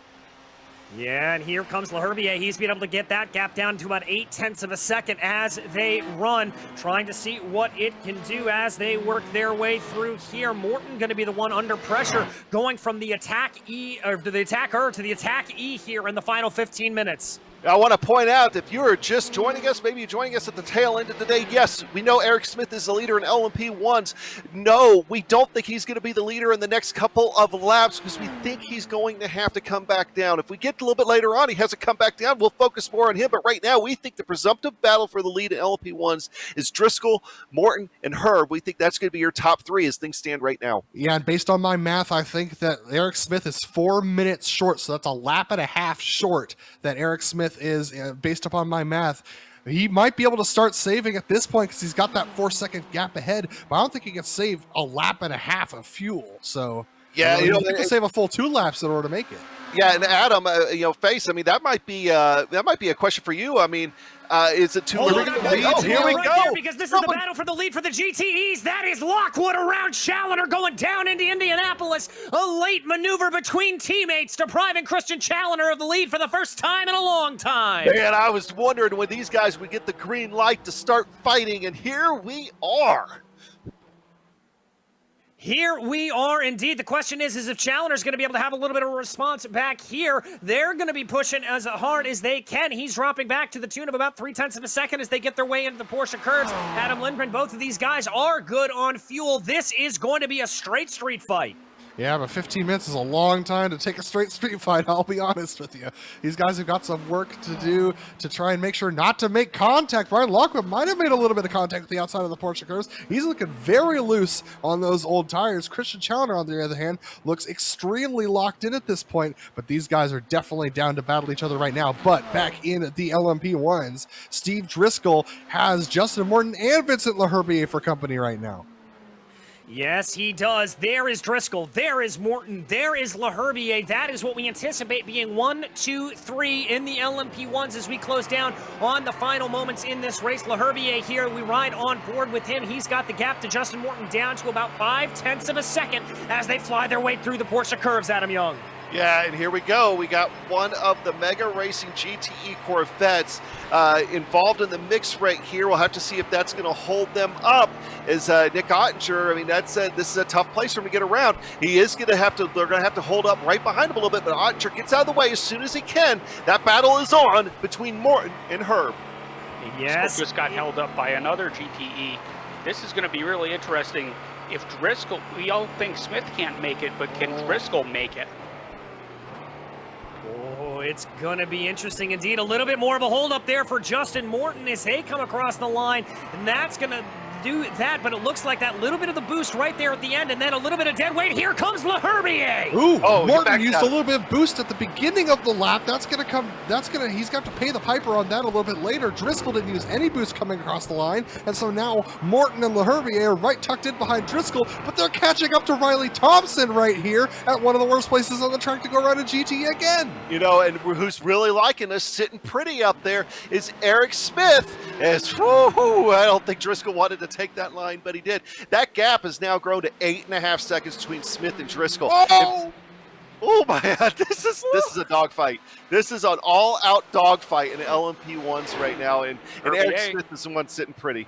And Leherbier able to get that move done to move himself up into third place overall, but Morton's going to be the one to come back here. But remember, as you said earlier, Adam Lindgren, he is going to have to be carrying a little bit of the end. There's the flash of the headlights as they work their way around. Jason Wallen trying to go down into that final chicane. Oh, a little bit of sideways action there for Justin Morton. That's going to cost him a couple of tenths. Yeah, Justin's starting to fall off the back of these guys. They have to use a lot more hybrid, but he already used a little bit at the beginning of the lap. But Vincent Leherbier is in the best position he has been all race. He is absolutely on the back of Steve Driscoll. And with Eric Smith likely having to pay the piper later on in this race, probably within the next 2 laps, oh man, it's going to be intense for sure. Eric Smith looking to be more like 4 to 6 minutes short on fuel. It's really going to come down to whether or not Driscoll can make it, or whether Eric Smith can make it to the end on this tank. And I'm not sure he can. He's going to have to do another 4 laps, and he's only got 3 laps of fuel maximum left. You know, but if I'm somebody talking to Eric Smith right now, I'm telling him, look, we don't think you can make it, but give it your best shot. You know, I mean, he could run half to 3/4 throttle on the straights right now. Let that lead disappear. Give it your best shot to fuel save what you can, because 8.5 seconds right now is huge. And just look at how Herb is pulling away from Morton. By the way, I know we were following it. That battle in your GTE leaders is now up to 1.9 seconds between Lockwood and Challoner, as Lockwood's trying to pull away from his teammates. So the battle right now on track is right here. Yeah, as we continue to watch here, Vincent Leherbier getting that gap down to about 0.7 of a second as they dive their way through Arnage. He is just going to be having to try to keep up behind Driscoll, keep that pressure up. If we suspect that Driscoll may be a little bit light on fuel, trying to keep that pressure on the back of him may cause him to use a little bit more fuel as they go. Oh, and there they come now through the Porsche curves. Doesn't look like they're going to be catching any lap traffic, so this is just going to be a battle of who can hold this out best, Adam Young. It really can, and right now, I think Herb's just buying his time. I mean, we knew he was going to come out good on the strategy part. I think Morton at this point has just lost the draft. Now, what his biggest hope for is that Driscoll and Herb go at it, but if Driscoll really is truly short... Smith in the pits! Smith all right, down pit lane! All right, so this is now the battle for the lead between Driscoll and Leherbier, and Driscoll gets held up by Lynn Kinchlow. Leherbier, both of them using significant hybrid boost, and Leherbier is going to go for the lead right now. He's going to go down to the inside of the first sweeping right-hander. Is he going to be able to pull it out? It's going to be a straight drag race up into the first corner, and that is going to be Vincent Leherbier on the alternate strategy, paying off and up and into the lead of the race. That was huge, but Driscoll's still right there, and that puts Morton back in this fight. So the question becomes, is who used the most boost? I think all 3 of these guys have used their boost already. This is going to be sheer, pure, gasoline-fed horsepower here going down these straightaways. Yes, it most certainly is. The next driver they have to worry about in terms of lap traffic is Christian Challoner, who's about 7 seconds up the road. By the way, Vincent Leherbier trying to go here for his 3rd win in the major series. So he is trying to hold that out, but he's only got about a 3.5 second advantage right now over Steve Driscoll. It's such tight racing between these guys, and Vincent Leherbier is the one in the best position fuel-wise compared to everybody. Driscoll might have to come in. In fact, Justin Morton may have to come in for a pit stop depending on when we do this timing. These guys have been cranking out some of the fastest laps they've run all race, and now they're catching up to Christian Challoner, and this is not going to be an opportune moment. They're going to be coming into Mulsanne 2 here, and it's only going to be Leherbier that clears him. Only going to be Leherbier that clears him, and that's going to help him grow that advantage out to about 1.1, almost 1.2 seconds, but it did allow for Steve Driscoll to not really be able to pull away there. Ooh, big move to the inside. That is your leader in the GTE category, Brian Lockwood. As you can see, that is Leherbier just trying to dance his way around all of them. You know, and who really likes seeing this right now is maybe Challoner, maybe trying to use that to the traffic to maybe get a little bit back closer to his teammate and get a fight in GTE going. I just don't think it's going to play out quite like that. I think if all things stay the same between those two, Lockwood's going to have to make a mistake to fall back into the clutches of his teammate. This battle in the LMP1 class is it's insane. There is no other word for it right now. And you know, fuel strategy. People say fuel strategy races are boring sometimes. Was this boring? I don't think so. It's still not boring. Look at Justin Morton tucked in their face. Yeah, I mean, these guys have just been battling back and forth, and you just don't know for sure, especially Driscoll, if he's going to make it. But, man, this has been a lot of fun. One thing I do want to point out, look how dark it's getting. Some guys, it doesn't matter how much you practice, you just could never get used to driving in this kind of condition. So, man, some of these guys are holding on to get to the end of this thing. And here's that other battle that we were talking about in GTE, Riley Thompson and Tom Abramitis as they run line astern right now. That's also Brenton Foster and Nick Ottinger running line astern behind them. So plenty of battles continuing to fire off here. I wonder if Abramitis is just saving a little bit of his stuff, not wanting to pull ahead too much until the final stages of this race. He looks very threatening, though, on the run into Indianapolis. A little bit of a defensive drive there from Riley Thompson's going to keep him at bay for now, Adam Young. It is, and that Ford GT continues to hold off the Corvette. Good old Chevy, first Ford battle right here. Can't complain about that. Is right now the Ford with Riley Thompson has the edge, but you know, and this might be one thing too, that if they've saved enough fuel, Riley Thompson's going to be the lighter car here at the end as well. So that might help play a role in how things progress. But Abramitis is also looking pretty. He might be trying to just save for a last lap move. I wouldn't be surprised at that either. We've had an incident with Rob Powers, who's pulled off to the side of the road and towed. So unfortunately, he looks like he's going to be out of this race as we're 6.5 minutes from the end. We're going to take a look at that replay and see what happened here. This is an interesting incident. This might be a mechanical. That's Powers there in the 47 Corvette coming up to the Dunlop curves. Looks like everything's nice and together there at that point. Car starts to go around, spins it, loops it, just a lazy spin there, and I think that is just a day done kind of maneuver there for him. Now, an important thing to note for those looking at our timing tower on the top left, I know it looks like a big gap between Steve Driscoll and Vincent Leherbier, but 2.5 seconds can be lost and made up due to hybrid deploy per lap here at the Circuit de la Sarthe alone. So if you're within 2.5 seconds, you can absolutely be right on the back of the guy by the time you cross the start-finish line, depending on how you use your hybrid deploy. But Justin Morton with a good run on Steve Driscoll. If he wants to score a little bit more of that hybrid, he might try a move here. He might try to go for it a little bit indeed as they work their way towards the Mulsanne hairpin. Coming down into it, we ride on board with Justin Morton as he tries to focus in behind. Remember here, crucial that Steve Driscoll is on lap 9 of his stint, so it's going to be dependent on what he can do. We have seen Driscoll be able to pull a 12-lap stint. That was his 3rd stint of the race, so the fuel going to be a little bit interesting to see how it plays, but Morton right now, I don't think he's working about fuel. He is just wanting to get on by Adam Young. Really is, and we do have some question about whether or not, we're going to see the white flag here or not. If I'm Steve Driscoll, I want to see the white here. I want to eliminate any question we have about my fuel. Because if it's 2 to go, I'm going to start to get a little bit more nervous here. But he can't afford to drive nervous. He has to go full throttle here. If he runs out of fuel at this point, he runs out of fuel. He's going for a race win. Yeah, right. He is absolutely going for it here. Face, I Traffic. think you had something. We got traffic at the worst point. Steve Driscoll's going to get a little bit stuck in behind. Justin Morton's going to get very stuck in behind Brian Barnes. He's got to find a way around. He does go around the outside, so all of them pretty evenly disparaged by that. We're coming in at 4:20 left on the clock here. Yes, it's going to be 2 to go this time by for Vincent Leherbier. You know what happened right there too? Brian Barnes is one of the nicest guys on this service. All right, he really is. I think that was a case through the chicane, or through the curves where he was being a little bit too nice. He tried to let up to let these guys go, and in the process they got stuck behind him and actually held them up a little bit.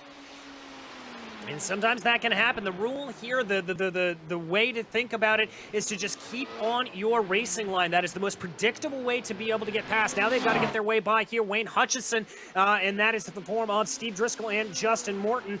There they go. Morton getting a little bit squeezed there through no fault of his own. He's still going to be able to stay within a second, though, of Driscoll up ahead of him. 5/10 the gap as they come through Touch Rouge right now. Adam Lindgren, this is going to be a little bit close. I think if you're Justin Morton, it's full push time. I think I'm waiting another lap, to be honest with you, Adam. I think that I want to give Driscoll another opportunity. I'm looking at Vincent Leherbier. I'm seeing 1.9 seconds. I'm thinking to myself, yeah, I'd love to get there. But let's be honest, I'm racing with Driscoll right now. So what I'm doing right now is I'm trying to hang out behind Driscoll, possibly try and push Driscoll up to Leherbier, who's can create a nice cushion between your cars at about 0.2 of a second. And I think the best opportunity for me to take the win right now is to push Driscoll up to Leherbier. Otherwise, we're both going to lose him if we start fighting right now. Well, it looks like Steve Driscoll has no intention of that as he immediately takes a little bit of a defensive line, moving off to the right quite immediately. But here comes Justin Morton. It's going to be a drag race going down into Mulsanne 2. There is Morton up ahead. Driscoll backing off a little bit. Maybe he's the one having to wait back a little bit. Now 1.2 seconds between Justin Morton and Vincent Leherbier as they run. Who will be able to close this down? Can Justin Morton have the legs to close down on the 0.27, Adam Young? You know, there could be a strategy at play here. Don't be surprised at a little bit of inter-driver communication. They could be trying to leapfrog maneuver. We're going to watch them here on the straights to see if that happens, but that's a valid strategy in these high draft scenarios. I just saw some lift and coast from Steve Driscoll. He might be trying to save some fuel right now. Oh, man. Yeah, I was just starting to wonder if he was starting to save a little bit. If he is a little short, now's when you got to do it. Yeah, maybe he just figured that, you know, it's like I can't get back up to her. Maybe I just need to, you know, try to keep the podium. Yeah, and at this point, you just let him go. See if those guys get up there battling and see what happens. Yeah, and a massive, massive lift coming into the right-hander before Indianapolis, so he is definitely starting to worry about those fuel numbers here. The good news for him is he's got about 22 seconds up the road from Daniel Johnson. Now, granted, if he runs out of fuel, that's not going to help him all that much, but now the race is on, basically, between Vincent Leherbier and Justin Morton. The gap expanding to about 1.3 seconds as they run right now. They are going to have a little bit of lap traffic to deal with. There is Ozzie Milwane in their sister LMP1 up ahead. I think that's probably going to be the last car that they pass. Ray Partridge, the next GTE, and he's about 30 seconds up the road. They may catch him on the end of the lap, and that could present a little bit of a kerfluffle. You know, you bring up the point about Driscoll having almost a 22 seconds up on Johnson, but, you know, it's like, what are you going to do? I mean, you could fall back to Johnson and just sip fuel, or you could come down pit road and it be a guarantee that you're not going to be able to retain that podium positions. But yeah, Driscoll definitely off the pace now. You guys are right. Lifting and coasting, he's saving fuel.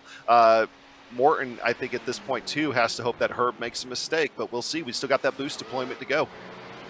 We do indeed have that boost deployment and white flag in the air here at the Circuit de la Sarthe.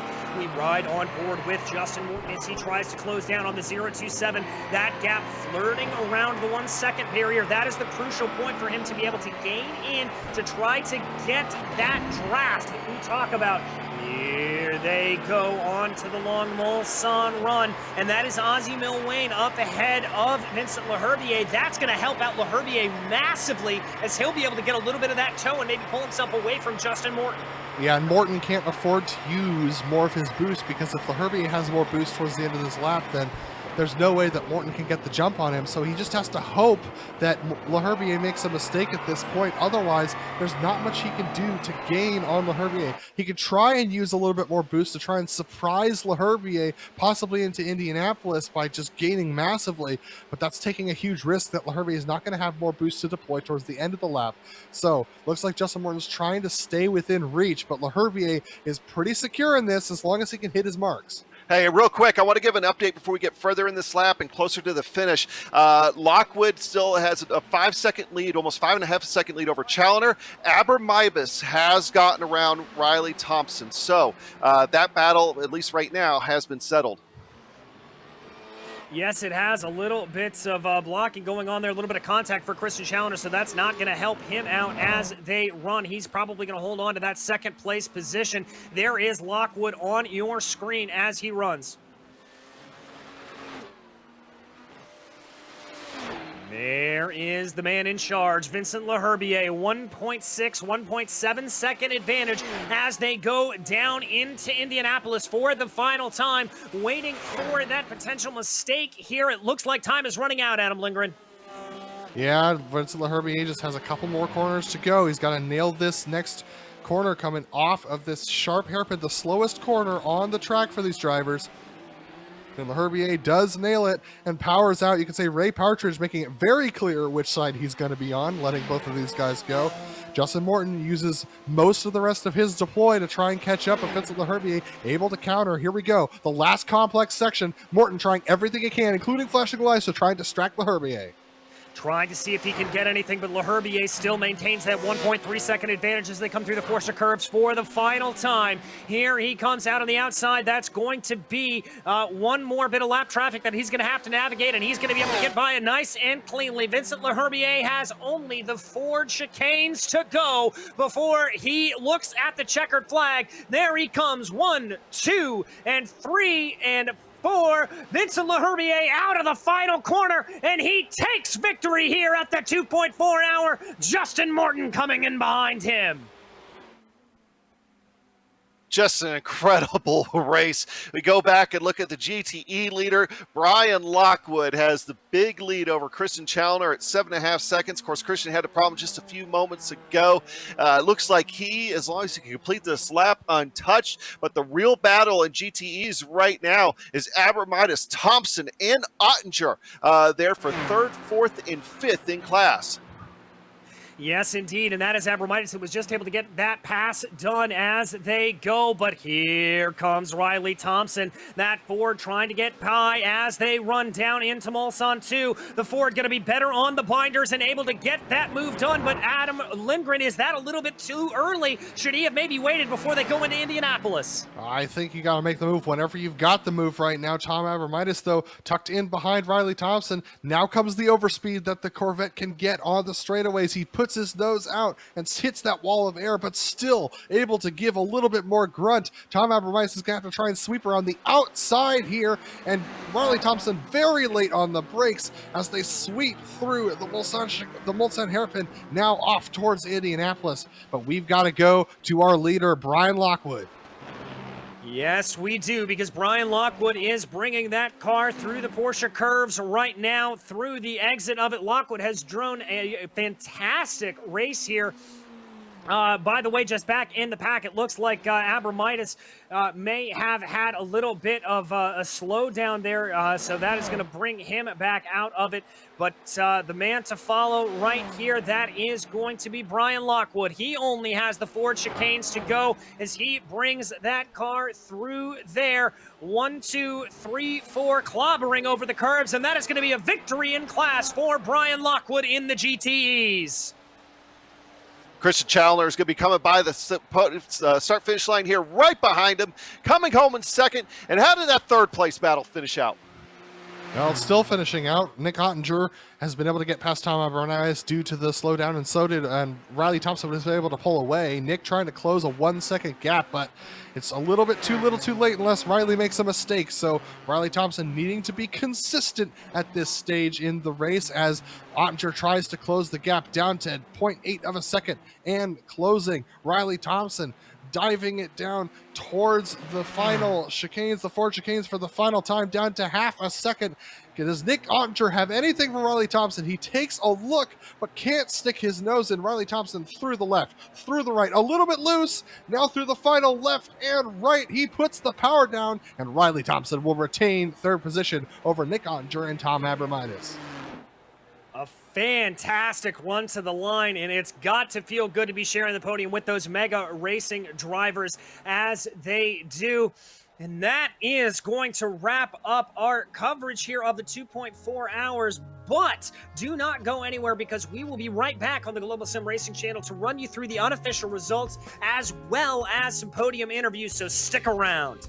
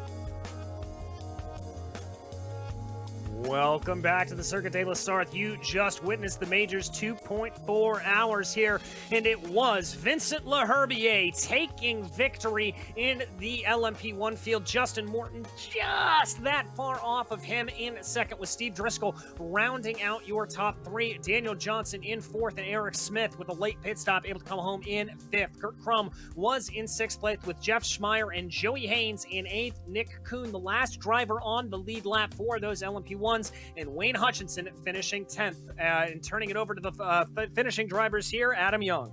Yeah, Ozzie Milwine having his issues. McGreevy, we saw his issues. Graybill, Waring, and Corbin not making it to the end of this one. And the GTE class, just as exciting as well there, Adam. Yeah, absolutely. Brian Lockwood finishing on the top position, just about 6 seconds ahead of Christian Challoner. Riley Thompson, a good 50 seconds back of those top two, just able to finish ahead of Nick Ottinger and Tom Abramitis after Abramitis had a slowdown through the Mulsanne hairpin. Then we got Brenton Foster finishing in the sixth position, just having some problems himself, falling off the back of the rest of his Mega Team Racing compatriots. Then Nathan Dowd down in seventh position with Carter Condinger in eighth, and Kevin Hill in ninth. Brian Barnes finishes in the 10th position with Justin Kirby in 11th and Ryan Steele in the 12th spot. And we got Brian Halleck, Lynn Kinchlow, Jason Wallet, the last drivers on the one lap down rather from the leader of the GTEs, and then our drivers who had some trouble, Ray Partridge, Rob Powers, and then Travis Worling and Brent Kirby did not finish. And that is going to bring us to an interview with our victor here today, Vincent Leherbier, with an alternate strategy. First off, we've got to talk about that pit stop cycle there for you. Brilliant strategy. Did you have that plan from the beginning of the drop of the flag? No, that was totally the Ferrari strat. Basically, I rear-ended. I can't even remember who it was, out of turn one, and it basically I was down on speed, so I was like, screw it, pit now, get it repaired. Let's see what we can do. Well, it played out well for you, and obviously, once you kind of knew that, when did you start to think that a win was possible with that strategy coming in? I mean, it looked like we were calling it up in the booth that we may have it pretty much since you came down pit lane. I didn't think I was going to win it because after the pit stop there, I nosed it into Indianapolis, and I just kept pushing on, and I was like, there's no way I'm going to make it up. But I have no idea how it worked out, but it worked out. Well, it worked out spectacularly for you, Vincent. And I mean, talk me through the closing stages of the race there. Obviously, that battle with Morton and Driscoll. Did you know that Eric Smith was going to have to come in and take that second stop, or were you fighting everybody tooth and nail? No, I knew Eric was going to have to stop, but Driscoll and them, I didn't know if I was going to be fast enough to catch them, and I just kept pushing. And then I realized that I boosted a little bit different than other people do, and I noticed that was working out very well for this race, so I just kept doing that, and eventually they just couldn't, keep up anymore at the end there, so it was great.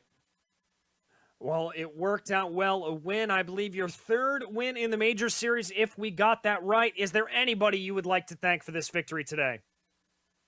I got to thank the team. I got to thank Daniel for helping out with the set and all week working all together to get this set to work for the 24 and the 2.4. I got to thank my wife for letting me spend 20 plus hours this week practicing for the race. So that's the biggest one right there. Always good to be able to thank the spouse there. Thank you and congratulations once again on your victory here today, Vincent. Thanks, guys. That was Vincent Leherbier, your victor from today. And now I believe, Adam Young, you have caught up with P2 in that LMP1 class. We've got the victor from the GTE class that I just saw pop into the booth. That is Lockwood. Yeah, Brian, fantastic way to get your first win. I know you were kind of riding behind Challoner there for a little bit. It looked like you guys were swapping strategies. The first half of the race was just kind of like a mega racing train going on. I've got to ask, did you guys have team orders as far as when you guys were giving yourselves the green light to actually start fighting for that race win? No, we did not. Everything you saw was just what we were able to do at the time. For a while, Kristen was ahead. When I was struggling, I was struggling. When he was struggling, he was struggling. yeah, that was straight up. Okay, sorry, it's not your first win. We got to get the website updated there, but you know that still was a fantastic drive, you know, and it was very smooth. The entire GTE class, of course, you win, so it's kind of written in stone. But I mean, it was just mistake free for you the entire rest of the way. But was there any points at all when you were nervous, whether it be through traffic or anything else like that? Absolutely. Well, I think we were all a little bit tired from the Majors 24 hour, which we put a ton of effort and focus into. So uh, I think there's a little bit of an element of we were consistently inconsistent. So we were keeping similar gaps, but we're each making mistakes here and there. There were a couple slowdowns here and there. So yeah, it just turned out to be a really close race in the end. Of course, unfortunately, Christian fell back at the very end, had some traffic, but overall was quite a good one. Yeah, I think we were looking forward if he was able to stick close for you guys battling it out in the last lap. Fortunately, things didn't happen. You came away with the race win. Anybody you'd like to thank here today?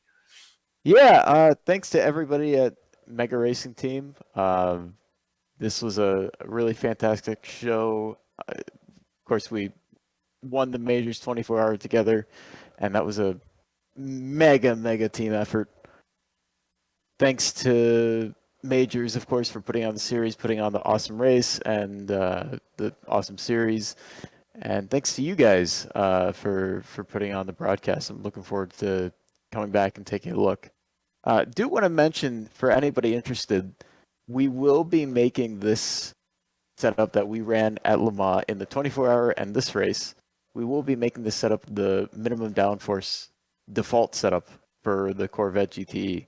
So keep an eye out for that. If you're interested in trying it out, it's got some pace. So yeah, anybody who's interested, keep an eye out, give it a shot. Well, I would say has some pace is used loosely. Hey, congratulations on the 24-hour win. Congratulations on the win here in the 2.4. Brian, you sound tired. Go get some rest, man. Thanks for stopping by. I'm exhausted. Thanks a lot. He sounds like I feel too after the running the 24, coming here doing the 2.4. But I think we're going to go ahead and catch up now with I believe we got Justin Morton here. Yeah, absolutely. Justin Morton finishing in second position. Justin, an intense race today for sure, leading at points, trailing at points, but just coming up just a little bit short. What do you think made the difference today? One spin exiting the second chicane on the Mulsanne straight. That's going to be one of those moments in sim racing I don't think I'll ever forget. I've had some rough luck at Le Mans, and it's just going to add to it. It sucks. I feel like I should have had that win. I kind of just threw it away.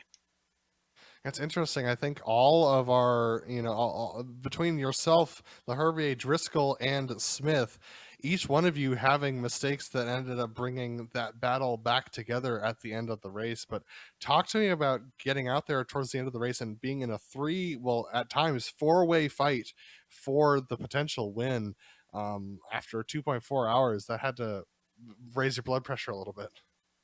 Oh yeah, I pretty much the entire last stint I was thinking, okay, how is this all going to come together? Because I knew Eric and Steve weren't going to have enough fuel to make it at the end. Eric had pit again, and Steve had to start lifting a ton. When Vincent came up and passed me, I figured he had that win in the bag. And I just tried to make it as close as possible. It's awesome having. It was a super interesting race. It was awesome to have that battle all the way through the entire race. Absolutely, and obviously traffic playing a part throughout the race, but it seemed like for the most part everyone was able to navigate things pretty cleanly. But what was your thought about the traffic today? I thought it was pretty good. Most of the guys in GT did a good job. I made one bad pass. I don't remember who it was, but apologies to them. I just tried to play pretty safe in traffic, and I think that just lost me a little bit of time, and I just seemed to catch them in the bad spots too. But that's how multi-class goes. Yep. Well, Justin, still, I mean, it's not the win that you were hoping for, and I know this one's going to hurt, but still, second place is good points and a really good result considering how steep the field is in the major series. Is there anyone you want to thank for this silver medal today? Oh yeah, I'd like to thank the guys at Forge. Brian did a pretty good job in GTE. I know he had a bit of struggle there mid-race. And Riley, great job on getting that third in GTE, having a really good battle with the Mega guys. Dino Vila on our team, he did a great job in this paint. Rethread Co. for sponsoring us, Majors Garage. Mike for running this awesome league. I love running here, and thank you guys for doing the broadcasting as always. Well, thanks for putting on a good show week in and week out, Justin. That was Justin Morton, who finished in second position in the LMP1s. And from one Forge driver to another, we're going to be talking with Riley Thompson, who finished in third place today amongst a sea of Mega drivers. We are indeed, Riley, a lone Ford in a sea of Corvettes, a lone Forage driver in a gaggle of Mega drivers, but you absolutely stuck it in there, and coming away with the podium here has got to feel good. Yeah, it was definitely, a lot of it felt like a battle of the slowdowns more than the car. Can't count how many we probably had between all 5 of us, but the whole time it was really fun going up against them. That battle at the top there at the end, trying to keep in front of Nick as well. I had a really fun time with those guys. Well, talk to me a little bit about that race coming into the final laps. I mean, a few slowdowns there, being able to put you around and get it around. Did you really have a chance to breathe it all in those last laps, or were you white knuckling a little bit coming in? Only chance to breathe right was the straights, and even then it was kind of getting close. Once I got that slowdown, like the second to the last lap, realizing, hey, can I catch him? And is Nick going to catch me? But then both of them caught their slowdowns, and besides trying to hold the tires together and push the curves, beat them to death right there. But overall, relaxed a little bit towards the end, but it was tough all the way throughout. Yeah, and Face, I think you've got a question here for our third place finisher. Yeah, Riley, this is Adam Facciaponte. I just had a quick question about your car selection. So a lot of the guys in GTE either ran the Corvette or the RSR. I think I remember in the past you've run the Ford when we ran GTEs. Is there a story behind why you like that car? I mean, it's a little bit different, and just the way it behaves, it's a little bit more stable. Even though all these cars kind of being mid-engined, it behaves a little bit differently. And I mean, it's just kind of, if you can't beat them, might as well try something else. Well, it clearly worked out for you out there, Riley, my friend. Anybody you'd like to thank for this third place run today? Yeah, I gotta thank the guys over at Forge. They put a lot of work into this, as well as PC Racer and Rethread for getting their logos on the car, helping us move forward. Well, thank you so much, Riley, and congratulations again on a third place run here today. Thank you. All right, well, folks, that's about going to wrap things up for us here at the Majors 2.4. But before we go, we'd like to thank our sponsor, the Majors Garage, home of free Baseline Plus setups. Get help from any of the garage coaches 24/7. Sign up for awesome, affordable monthly subscriptions, telemetry, coaching, and more by simply clicking on the link in our description below. We'd also like to thank our charity here for the day, Fight Colorectal Cancer. Check them out on the Majors website. We'd also like to give a big thank you to the companies that provide the software and the hardware for our broadcast listed here on your screen. An additional thanks go to June Milan, who provides our wonderful music. Check out her Bandcamp for more of her awesome work. Thanks to the team today, Adam, Joe, and Dougie. You can find out more about GSRC at globalsimracingchannel.com or through our social media. Also, please check out our merchandise store at gsrc.storenvy.com. We keep a link in the description below. And don't forget to subscribe to our YouTube channel as well so you don't miss a moment here on GSRC. The next race for the Major Series, that's going to be the Coke 600 with the 86 Cup cars taking on to Charlotte Legacy. That'll be June 26th at 8 o'clock p.m. Eastern Time. We also have upcoming races for other series listed on your screen, so check them out and mark them down on your calendar. But until next time, race clean, race hard. We'll see you on the track.